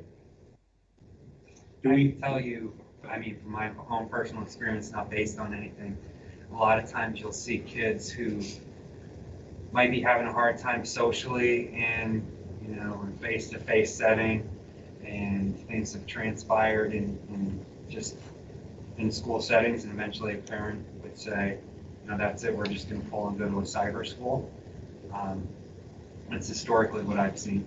Right. Is there even like an exit survey you could almost do? That's kind of what I was getting at. Have we ever actually asked the questions of why are you choosing to leave, right? And it's with no judgment. Like, I'm not judging whether people should stay or go. Like, It's a good idea, because at least then it all comes back to, Jim Becker's the reason why we're all leaving. It's throwing out there. Are there specific, is there a common or set of issues that may have driven people away that we could address to reduce the number of people who choose to go cyber charter and the costs associated with that? And if there's not something common, then maybe there's nothing we can do. It may just work out better for some families to do that, and that's. They also have a pretty aggressive marketing campaign. They do. They're advertising on television, and people see that and just, you know, it sticks in their head, and they come into school and that's what they ask for. But I don't know, as far as, this is a relatively new concept to have school districts offering their own cyber charter programs, if it's been promoted as much. And even when it is promoted, oftentimes parents perceive it as being like, oh, they don't want me to have that, so they're gonna offer me this lesser quality service, which actually it's not in any way. So I see things like that. I think it'll be helpful though to know, have a better idea of if there's something the district's doing that's compelling people to leave, or if it's just of their own volition, just as a general rule.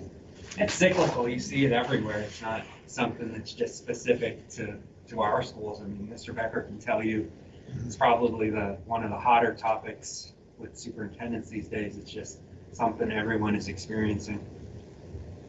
Again, and knock on wood, our numbers are low compared to other districts. But when I say various reasons, it could be attendance, it could be anything. I don't feel part of the school.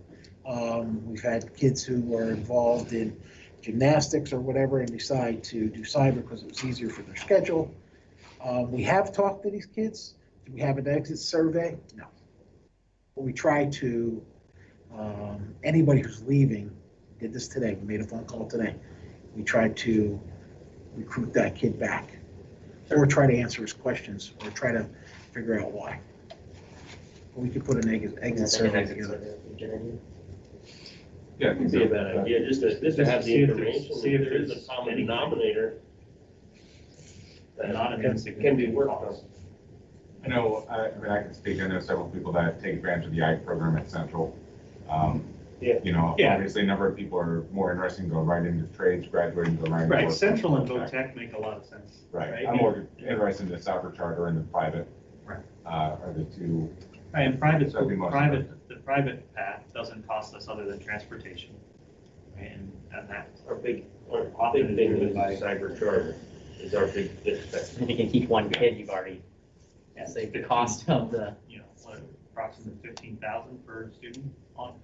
Yeah, 12 to 15, and then anywhere in the 20s for special ed. What does SoCo Cyber cost us per student? Oh, It's 41,000 for the two. that was for 6th through 12th grade. Yeah, for the 2 years, and then Yeah, another 50. 52 for 1 year for Yeah. the K through. I have to get those numbers for you, Josh, but And that's it's much total. lower. That's the That's total much for lower. us, Yep, they're regardless totals. And how many people do we have in that? You don't have to get. I know, If it's on you my head, just I can get that number for if you don't mind getting us numbers, just to have the numbers, but anyways, we don't need to belabor. No, I just. I mean, and that would go to, if people choose to go the cyber charter route, right? And they're not taking SoCo Cyber, now SoCo Cyber didn't exist until just now this year, right? So are there things that we could do to improve the marketability of SoCo Cyber to make more people who are going to go cyber anyway choose that and at least, right? If you're going to leave for a cyber school, you know, what could we do differently here to make ours more attractive? Is the district's intention to keep this? I don't know. That's the next question, I guess, too. That's gonna be important. You don't want people to just sign, if they're That's planning on what doing I'm- cyber school for the rest of their. Well, So we I need think- to I know think- how many people. I think what we it have costs to- and what it, you know, And if we have a good number of people, there's no sense of not keeping it. Yeah. right? I mean, this year's data is gonna be a little skewed because of But on- COVID, but at the same But on time, top we of have a that, pretty good idea. if people like it and they find out that they want to stay in it, even without COVID, you know, in 2040, when we don't have COVID anymore, you know, they may want to keep it. And if it keeps them from going to a different type of charter, you said $50,000 is what, 3 kids? Yeah, if the quality is comparable or better, right, like that would be the question. Like, I have no way to assess that sitting here, whether our program is as good, better, or worse. Like, And we have reached out to all these kids. I know Steph has. She could probably speak better to it. She's on a personal basis. She probably not even logged on, but she or her people have reached out to every one of these people. Okay. To try to again recruit them, let them know what we were offering. Better discussion for curriculum committee. Thank you for indulging me.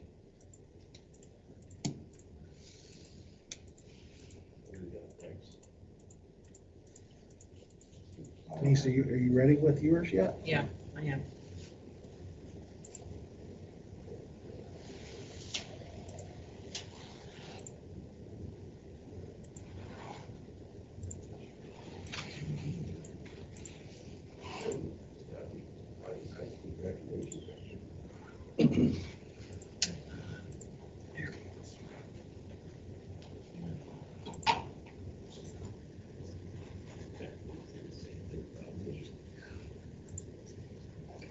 Okay, so doing a 0%, this is what your real estate taxes would be. Yep. Zoom in a little bit. Okay.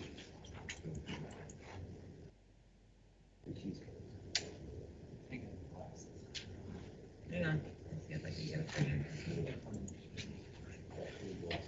Better? We can't figure out. It's $8,327,718. $327,718, sorry. So then, going down to the bottom again. Going 0 puts us at 453,828 deficit. doing 0, and that's not even any updates yet. That doesn't include any of the updates like what? So how did, Like none of the, anything from the admins, their budgets from the 300s down. so what does it include as It far as includes the increases? salaries are updated. Okay. All those are updated. It would include the 880,000 also that we had started with for the VOTEC. Okay. I have that in there. It includes, let me think, what else did I update in this, did I say? In this, We don't know how much we're getting from the state yet, correct? no, That's those gonna numbers increase it. won't, yeah, they won't be coming out till March, April. I'm not even sure how quickly they're gonna come this year, to be honest with you. I know last year they stayed level, correct? Wasn't that one of the? Yeah, it was our federal dollars that we lost more money in. Show the bottom. Yeah. Can you scroll down? Yeah. Thank you.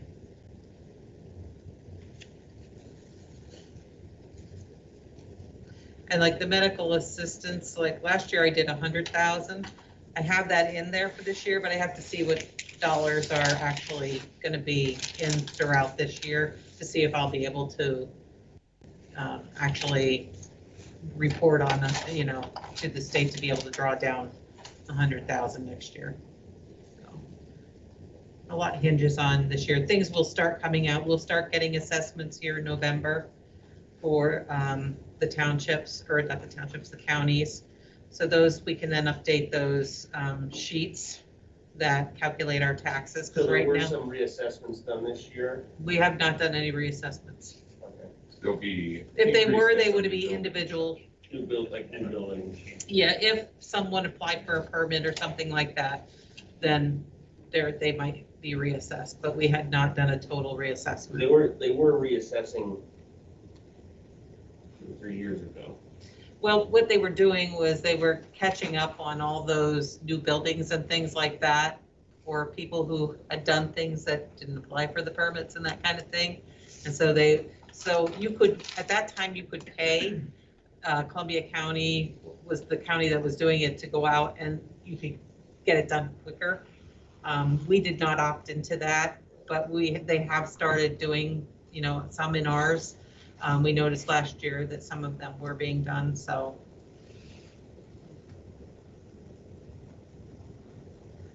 Like I said, this is just a decision that we're gonna have to. This is Make- very preliminary.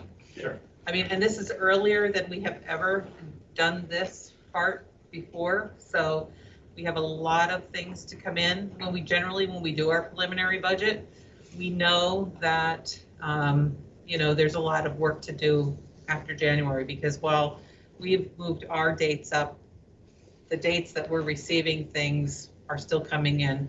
And we'll ask Berkheimer to do an EIT study again for us. And that way we can, I think I sent that out in the Friday letter, the comparisons for the EIT that you can actually look at as well. That was on a previous Friday letter. So as far as, we have a good number of expenditures to come out yet. Mm-hmm. We are using all of last year's numbers for those expenditures currently. For that number that we got down at the bottom is all. Exception of salaries. The salaries are all updated. Salaries are updated, but as far as And the any benefits. other expenditures, we're using just last year's numbers. Yes. Correct. Yep. And as far as revenue, we have the federal, the state, and the little bit of reassessments that could be increased. And EIT could go down. EIT could go down. And we need to plan on EIT going down, because people's unemployment benefits that don't believe we're going to go into that EIT, or even if they do, it's in most cases going to be drastically less. Did you look at the EIT report I gave you, Friday letter? Pull it up right now. It was quite interesting. I was actually surprised that it wasn't as bad as I thought it was going to be. Let me see if I can pull that up here.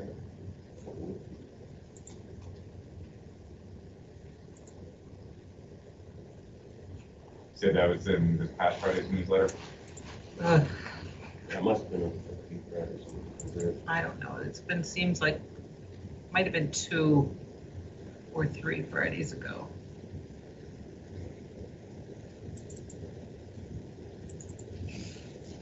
To that note, when the documents like that or the Excel worksheets that get posted to the Friday letter, I know we had talked before the board turned over about how we like to communicate, and I don't like the Friday letter. We can't ever find anything. So if we could get them emailed to us as well, so that we could easily search our email and find these things when we're having a conversation, it would be really helpful. I don't know if anybody disagrees. I mean, I know Tim said before he liked the Friday letter. I'm not saying don't do the Friday letter, but it's much easier to access these files by searching your email than trying to sift through.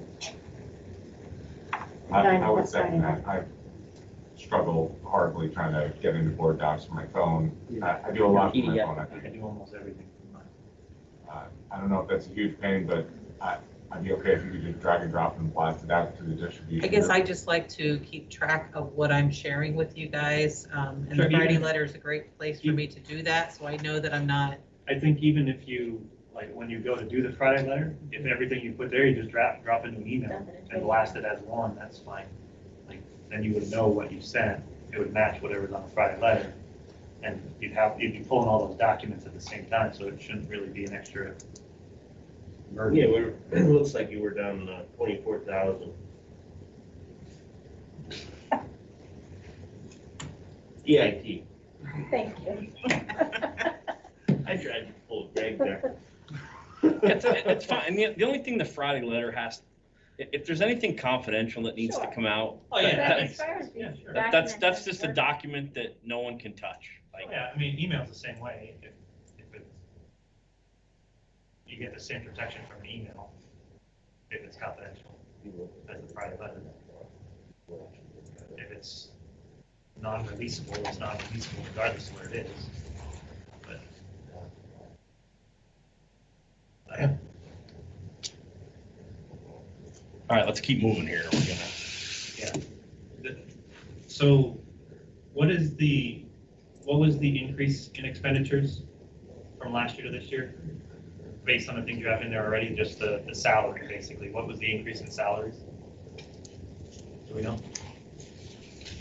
Because that's the majority of what's driving. Basically, it's going to be about a 2.8% increase because, or that's what everybody's salary basically went up about that much. This was the largest increase this year. Now, while I say that, the teachers in this particular year, they do not move a step. They stay on step, but they go to the new salary schedule. So they're not increasing a step. They're just staying on the same step this year. So that makes a little bit of a difference for them. And I will have that in the Friday letter for you, the difference in salaries. Okay.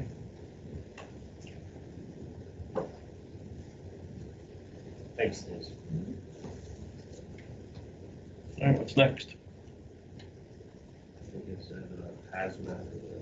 Biohazard. Okay, the biohazard, let me get out of this so that we can share that stuff. Okay, I should be out, Jim. You can share the biohazard.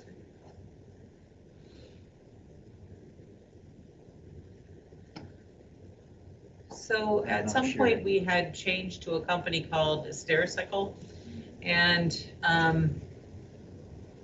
it was beginning to cost us. This was our biohazard disposal, so it would be any of the bloodborne pathogen type things that get disposed of specially. So it was costing us an extreme amount of money. So we ended up canceling that service, mainly because we weren't using most of what they were charging us for. And we got 3 new quotes from other companies. We only need 2 times a year pickup. Our biohazard things are stored in a secure area, and they are put into a box and, securely, what do you want to say, Scott? Securely Sealed. Yeah. sealed, and then the company comes and picks up. So We have these three companies that gave us quotes. The first company is the one that I have put an X above the top. They give us the most flexibility without charging us an arm and a leg for everything. Since we only need 2 pickups a year, we don't have a lot of biohazard materials, so. Is that what you're recommending? I'm recommending the first one. Anybody have any questions? How many boxes? We only need 1 box each pickup. All right. Move on. Okay. I just can't see stewing over a box for half an hour. I tried to put it all together so you could look at it. If you want to see any of the documents, I do have them here. If you want to look at them after the meeting, that's fine. Okay, what do we have next? Yeah, that was we already looked at that. The November invoices. Jim, do you want to talk about that a little bit? Because I think not everybody was here. We talked in the policy meeting about, as you know, right now, we go the first Monday of every month and then the third Monday of every month. We're having some issues because, again, like today's November 2nd. So some of our bills that we would put on the agenda, we don't have yet, or we'll get this week or whatever. So we'd like to possibly talk in policy about moving it back, instead of going first and third, go second and third. That would help us a little bit with our. I know we had discussed that before. I thought we. Well, we never moved to do that Yeah. then, and it was working out until we started hitting these meetings where they're the first and the second of the month. And now we have a reorganization meeting in December. So this is where we'll plan all our meetings and stuff. So this will give us a direction of how to do that. Yeah, fine. Just wanted to make sure everybody was on the same page. And we also talked about the first Wednesday being like a work session and kind of trying to merge in some of these committees together. Like we have facilities finance tonight, policy, and maybe about a fourth one, possibly curriculum or activities, put it a little before, make it a work session night, and then the second night have one committee like we do with activities. And then, because most of us are here, like today we're here, everybody's here for facilities and finance. And we had most everybody here for policy, so more of like a work session like some of the other schools do. Just kind of keep it going. And if we have a hot topic that we need to talk about, maybe we won't talk so much about the other topics. But I just think that might be more effective, more efficient. I think almost everybody comes to facilities finance. I mean, that's a big one that I think almost everybody tries to come to. So, I mean, if we can hit on other topics or whatever during that time frame as a committee where we're, discussing things, we might as well. So that we can we're here already. Like Jim said, I mean, minus Greg. yeah, we just mean moving, from the first Monday to a. Yeah, I and that was so that we could get the you have to have invoices. the information, otherwise it's pointless. It just, now the other thing is like before, we never put the invoices into the Friday letters. So we've been doing that consistently, and we can just send it through an email too. With that, it'll still be in the Friday letter, but we can still send it, so that you have those invoices before the meeting on Monday. So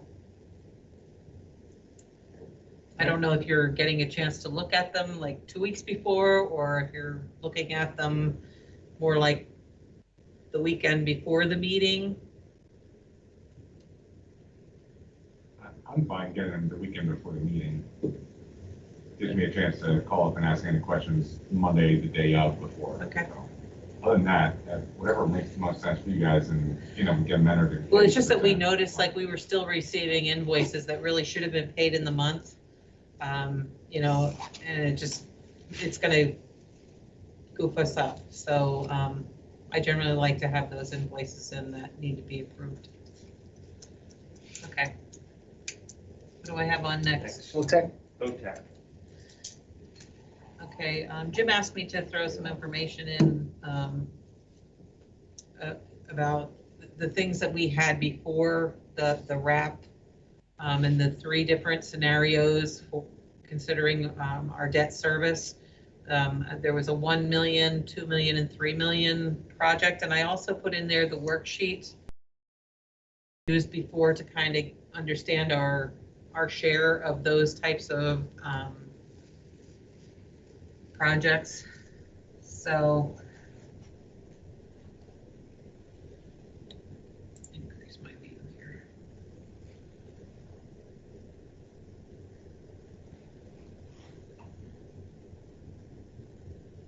Did everyone get a chance to look at those, the debt service sheets that Brian Bradley did for us? I don't remember who actually has seen those or who was here for those. Really just everybody who was, it's not, we didn't look at it for city board members. Okay. All right. So I think the first one is for the $3 million project.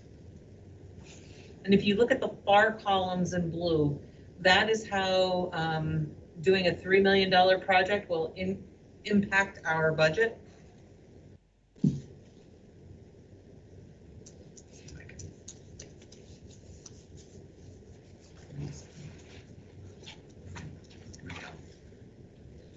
So looking at if we did the $3 million project, we would need to have 0.37 new mills added in order to do a $3 million project.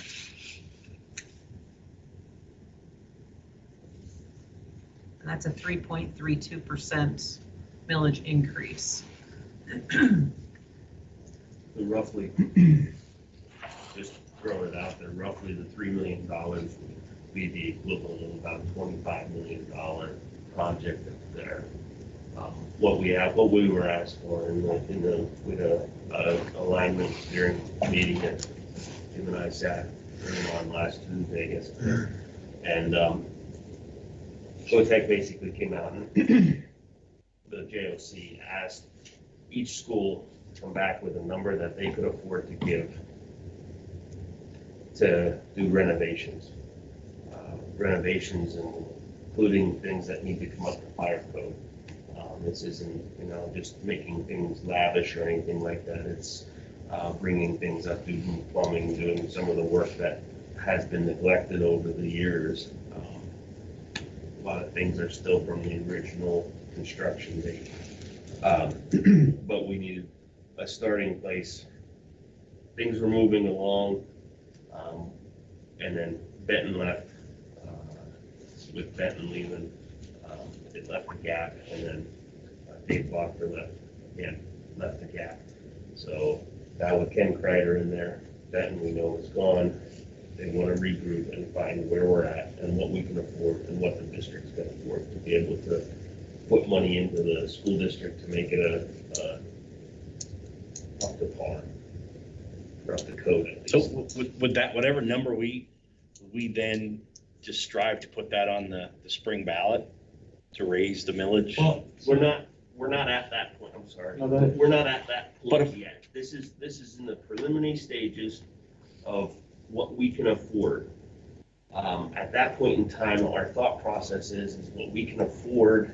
We look at it, what that in turn comes into as far as a project, and seeing what then we can do without pushing one of the school districts out.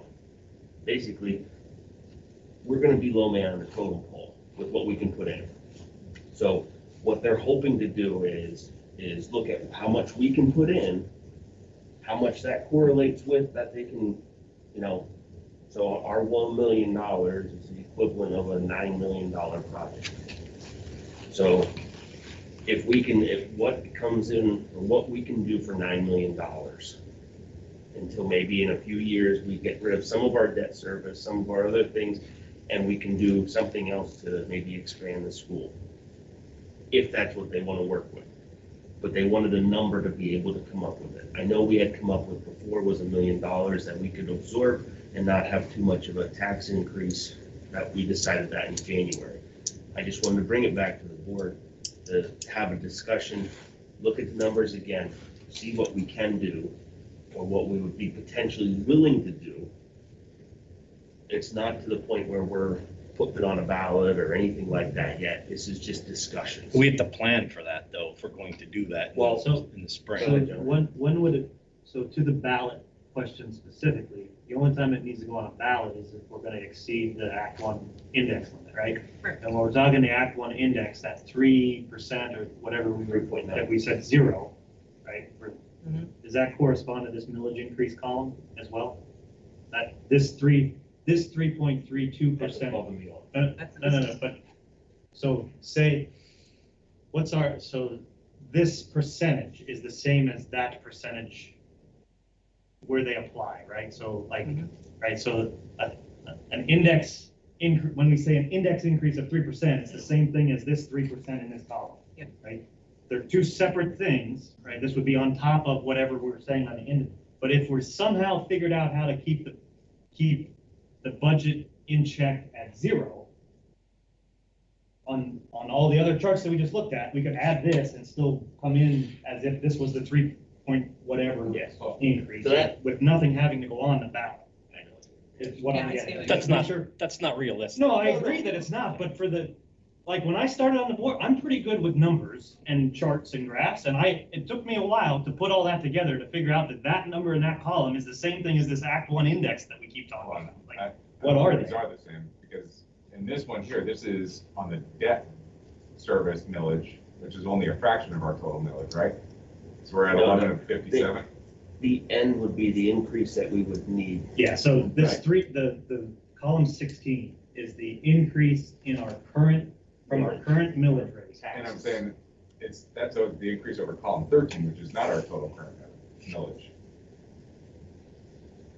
That's the debt service millage. Right. Only. And that's This what I'm is- saying. So that's 3.3 of the debt service millage, but that's a much smaller What percent is- than our total millage. So that's what I'm asking. Right. That's So these aren't the specifically, same. that's Right. specifically why I want to have this conversation. Because Right. we're not all saying the same things when we talk about these things, because I get confused with it, so I This would is, like to. actually, this is 3.32% of 1 mil. So the 0.37 is 3.32% of 1 mil, So wait, you know? all right, so No, that's 3.32% of 11. let's make Exactly. it, just try and make it. So our current total debt service millage is column 13. I wouldn't get 11 this figured out because I agree, it's confusing. Column 13, Yes. current debt service in the year 2021 is 11.008. Correct. Right? So to add that 0.37 takes us to 11.386, which is then 2022, column 13. Yeah. Right? That increase from 2021 to 2022 is the 3.32%. Correct.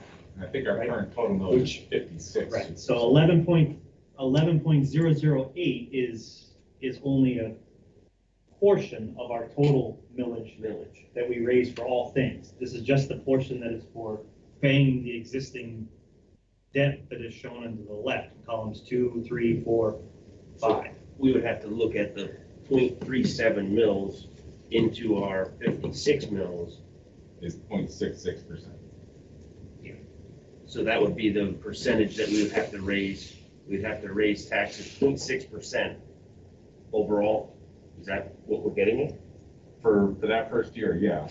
Now, the other thing I want to point out is the first year of that bond and is 62,000 on a $3 million project. But if you go down just 3 more years, you get 103,000 per year. So, which makes it the way RBC puts this together is to say, if we raised it, if we increase now 0.37, and then they structure it based on retirement of existing debt, right? You just have to assume that we're not going to incur any other debt at any time in the future until it's paid off and everything remains level. But if we incur additional debt, then you have to again raise the cover or find. I got you. That's our main goal. Yes, since the total is the same, we wouldn't have to increase again. Yeah. I think one of the things that'd be really helpful here is it's not clear to me, what is the minimum we have to pay on debt service?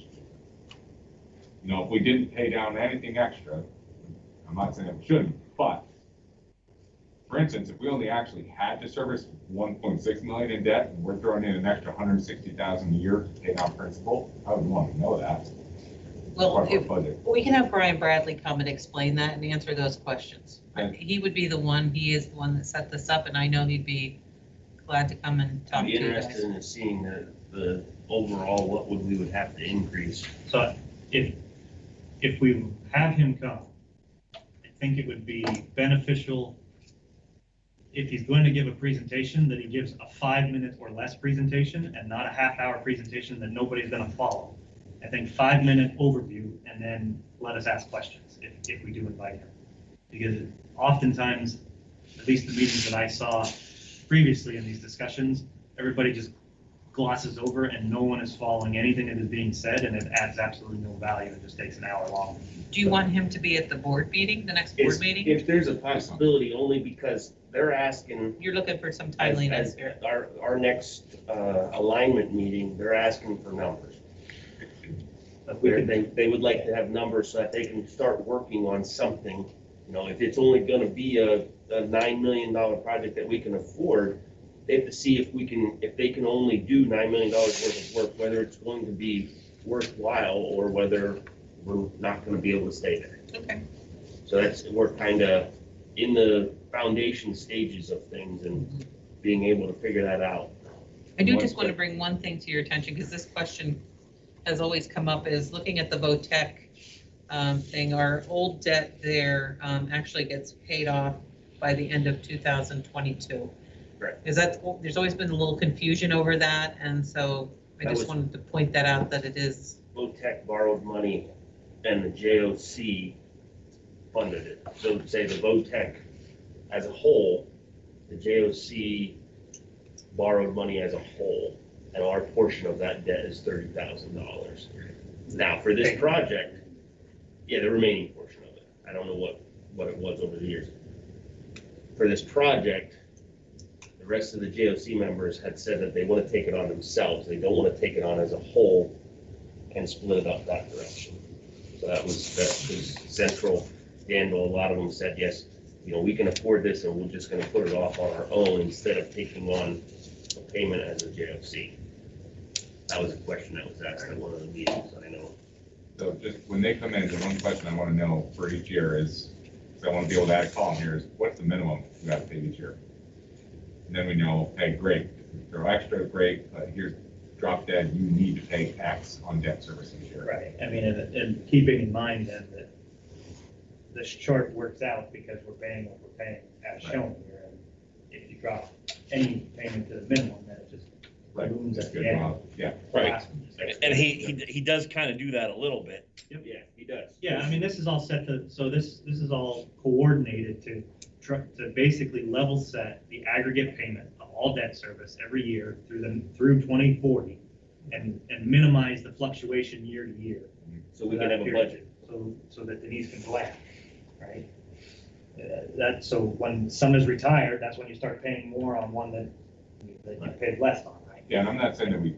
And I mean, that's, so I options just wanna know at that point, like if you push everything to the back, it is reasonable that we could roll over some of that into a new bond, right? But the problem with that thinking is you have to plan for, we're gonna have to spend additional money that we'll have to raise additional debt for, and eventually the snowball effect of that becomes too big. For one, we won't even be able to borrow at some point, and two, right, like, what are we looking at for tax burden down the road if we just push it off, right? So all things reasonable to discuss and consider, but just, if you don't think about these things normally, you may not put that all together in a 5-minute conversation here, right? So we can push it back, like you're saying, and that may make sense in some cases, even on a year-to-year basis. It may make sense to absorb other costs, right, and reduce the debt service for that year, but knowing that it will have an impact somewhere down the line that we will have to. Yeah, definitely. If we don't want to I know shoot ourselves in the foot and pay more interest in 20 years because we didn't, put something extra away this year. I just want to know what that option would be. Right now, with where interest rates are, this is rates are fairly low. Even our cost of borrowing is probably the lowest that it ever has been or ever will be. Okay, so it makes sense to take on debt now in anticipation of not wanting to take it on later if we ever have interest rates rise again.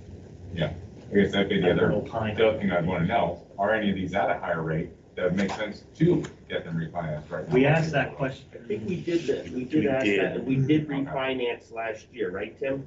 Or 2 years ago? Yeah, I believe it. The 2019 series. Right. Yeah, we Was a did do something refinance with, conglomerated of a couple different things, and that was then spent on the money. it was one of those 3 projects that we've done over the last 10 years. I think the last Well, it was, one, the 2011 is the one we refinanced into this series, 2016 A and B, I believe. That's yeah, how so we got did those. do that at one point. I do think there'd be value in having the RBC rep come in. Yeah. And allow. Do you want them in personally or is virtual? I think virtual. As long as we can ask questions and he has the same information, it don't matter. And it'd probably be helpful if we can forward any questions, But specific questions. Denise, on our end, I would like to figure out that columns 16. I actually think I have it. I did a spreadsheet quite a while ago so that I could Probably in January. It's been so long since I've looked at it, and I was just, that's why I was looking here to see if I could pull it up. I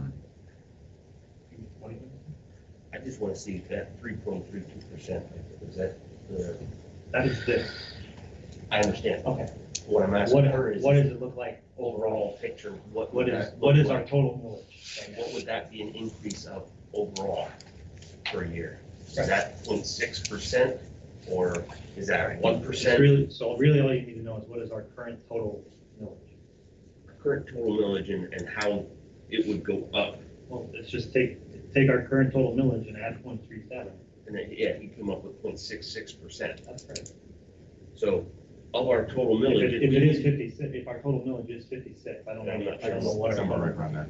I don't know. Well, it's different for each Yeah.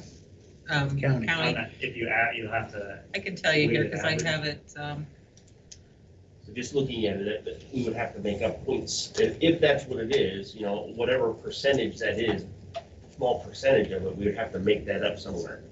So Columbia County, somebody wants, if you want to write this down, Columbia County for 2021 was 52.17. And for Northumberland County for 2021, it was 68.42.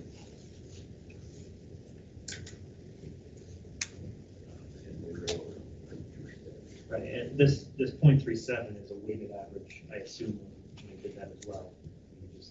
He's just saying, he's getting this 0.37, saying you need 160K of additional debt. 0.37. Right, that's how, so the 0.37 is really, it's just a trade-off. You need to come up with $160,000 every year.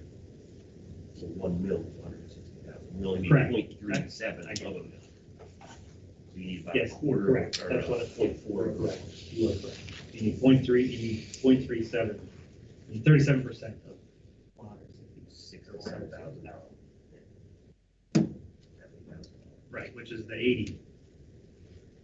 $50,000 that we. Yeah, over here, That's how we got to $50,000. It was a $1 or $2 million project that we were basing that on. Yeah, that we had that worksheet or whatever that I Yeah, was using that we were plugging the different numbers in and everything. Aside for And it's based on our percentage. That was for 1 mil, I think. For a $1 million project. We set that money aside. I would. So for this, he's saying with the expiration of the other one, in our other debt service, we would raise it nothing to be able to fund a $1 million project.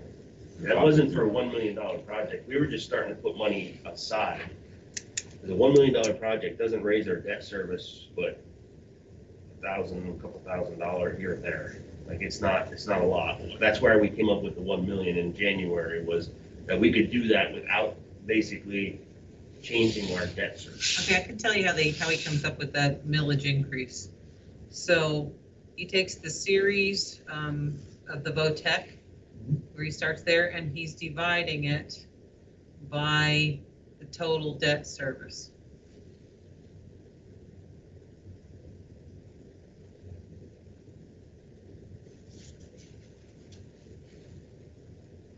I mean, we have a chart even with the 1.1, so page 3 of this document, where our 1.1 million bond issue would require no increase. This is what this shows, right? So it requires no increase, but we're paying, right? Like, we're going to be paying debt service on it, right? So we would not have those dollars that could have otherwise been used for other things in the budget and when they would be freed up, right? We're saying you can balance everything out on this chart with zero increase in millage. Right?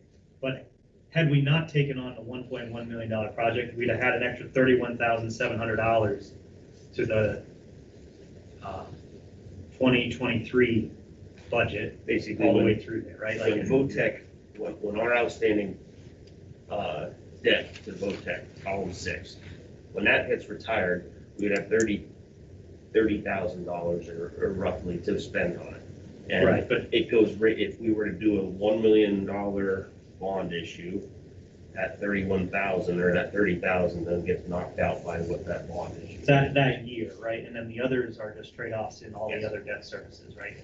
And so like in year 2030, if I'm reading my small chart here, right, there's $94,000 that would be used towards this debt service that otherwise would have been free for whatever, right? That's a teaching position, right? Like, with benefits, right? So that's how. So We don't need additional debt service millage specifically to make it work, but the dollars are still going to be taken away from something else in that process. Right. Okay, good. So that's a good answer to your point. What can we afford? 1.1 million. Okay, so that's what we're deciding on, is $1 million.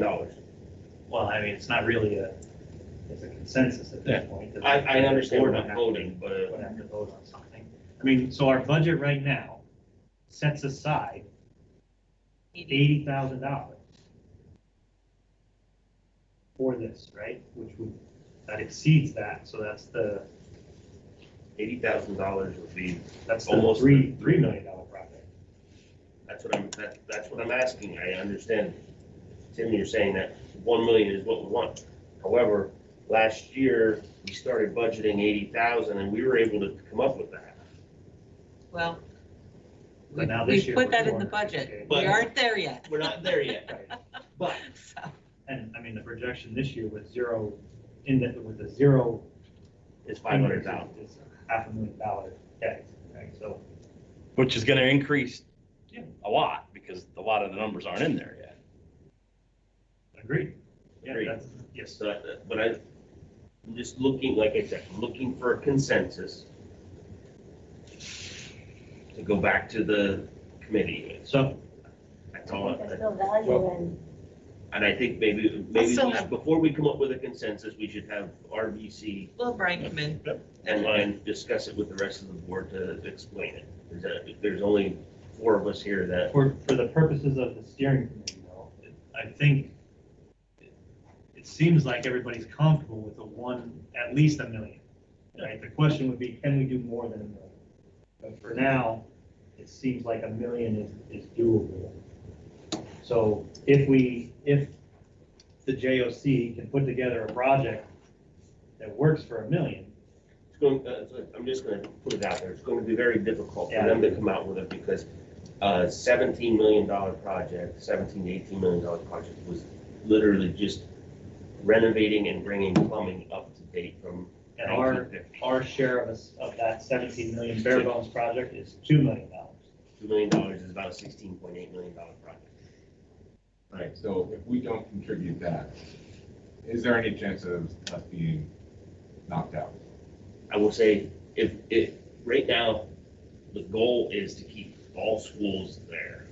That's our goal, and that's everyone's goal up there, is to keep all schools there. I will say, if we bow out and we say that, you know, they decide as a JOC, because they only need a majority, they don't need everyone to say okay on this. I think they only need a majority on this, on the expansion. And we say we can't pay it and we have to bow out, we're out of Columbia Montour.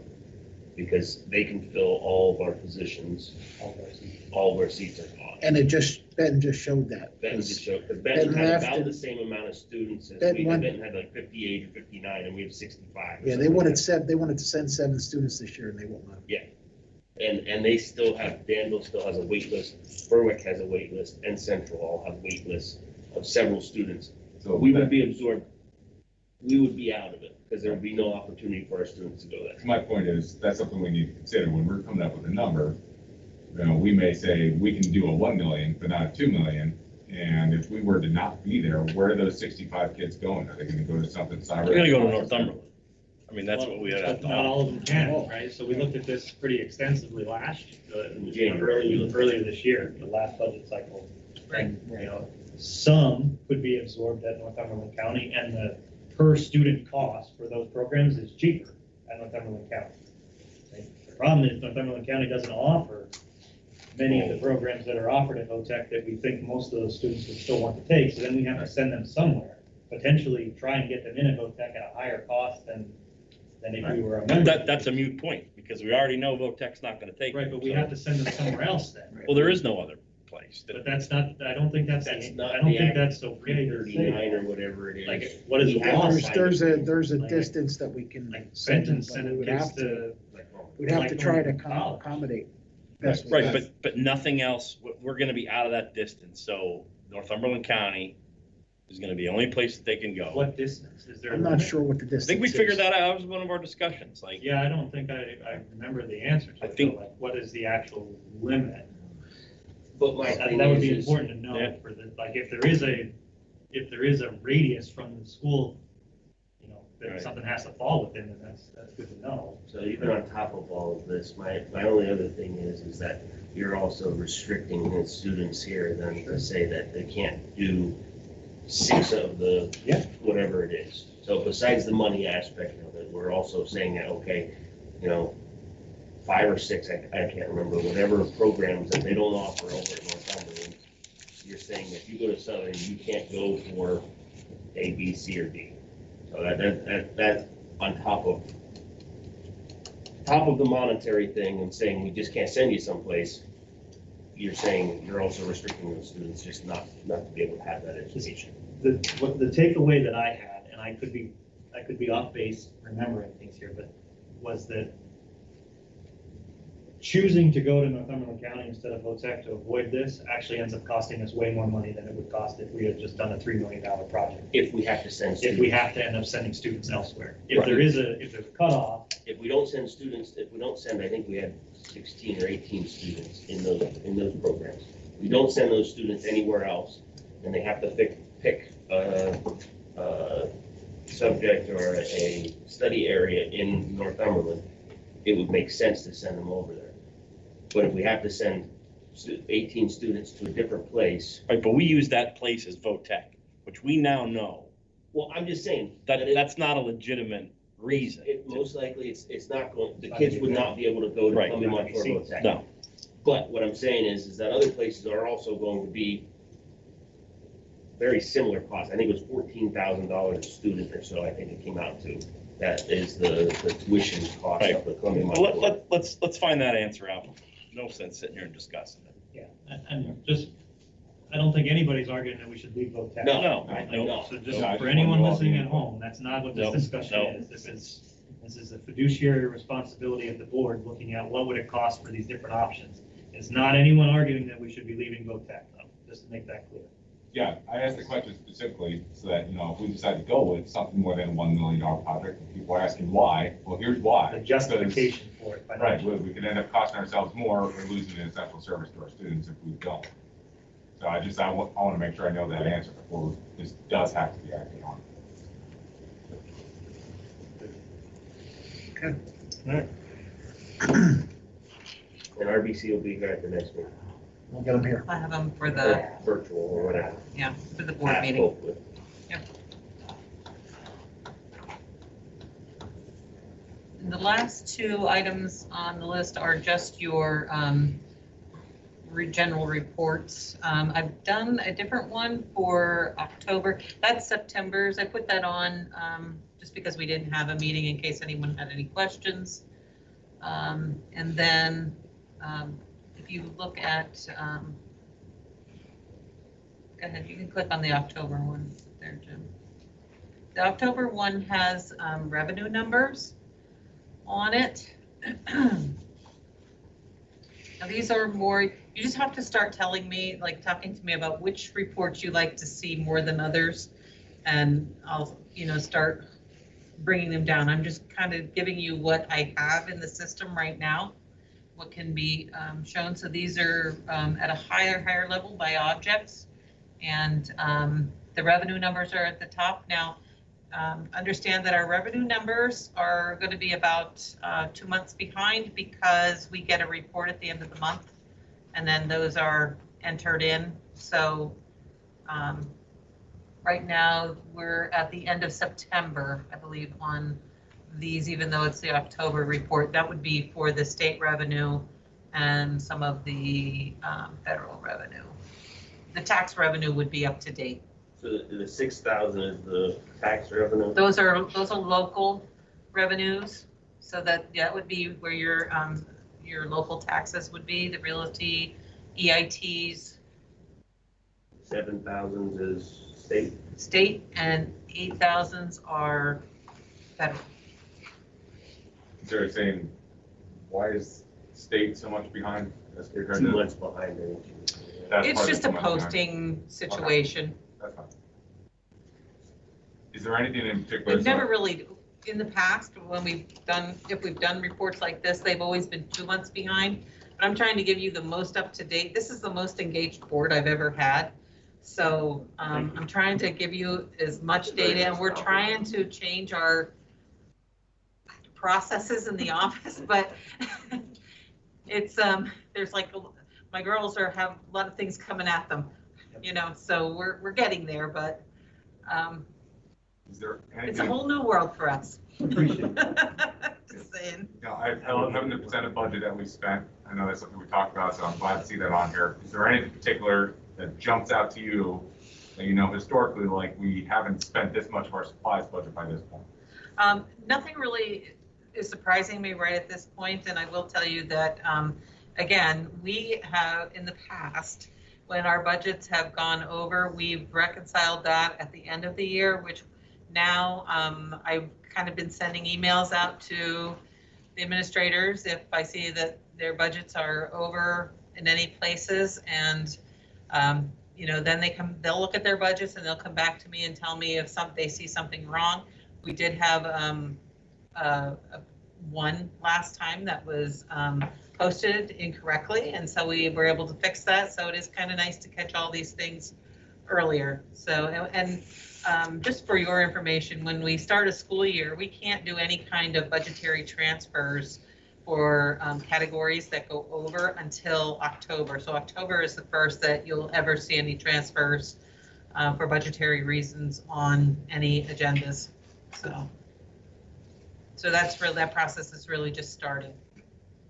I see 700 property code seems to be the one number that has exceeded budget in a number of categories. What kind of things go into that? Any idea why some of those are over what was budgeted? A lot of that has to do with the grant. Those, like the COVID grants, were not in our budgets, for example, and so there are expenditures that are attributed to that, and we have not received the money to offset that yet. We are starting to receive. Some of that money has been released. I did a report, I want to say 2 weeks ago, and they did release COVID money. So it is starting to come through now as we're, our reporting is coming due. So those are some grants you might get the money up front, but then other grants you have to report quarterly, and then they release funds, so it just depends on the grant. We did receive a MERC grant for STEM education, and that particular grant, we've already received the $25,000, so it just depends. And we're gonna be getting additional CARES money too. Yeah, that's right. 39 or 37, I forget. 39.2, I think. Yeah, so there'll be a little bit more money for us to spend in there, which, you know, that could be our substitutes and that kind of thing, so.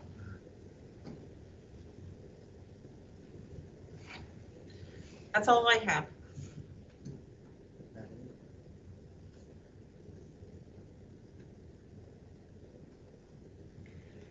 Any other questions?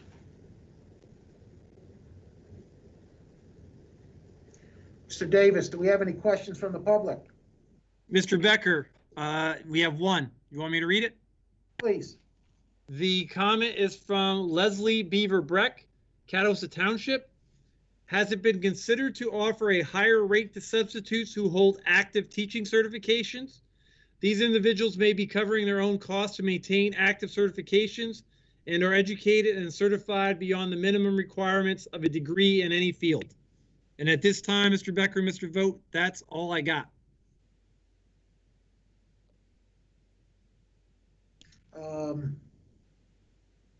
Most of our teachers are certified in specific, or substitutes. It's just recently that we have guest teachers, we have, they are all valuable. If we were looking for a long-term substitute in a specific area, we would definitely look at, you know, someone who was highly qualified and certified in that area. And in that case, in a long-term substitute, once they hit 45 days, they would be getting 26 grand. Well, if they do 45 days. Yeah. And then that follows, there's a clause in the teacher's contract that rules what that salary is, so it's $26,000 prorated.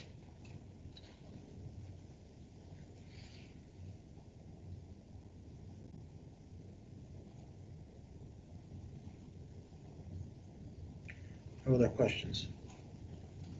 Any other board questions?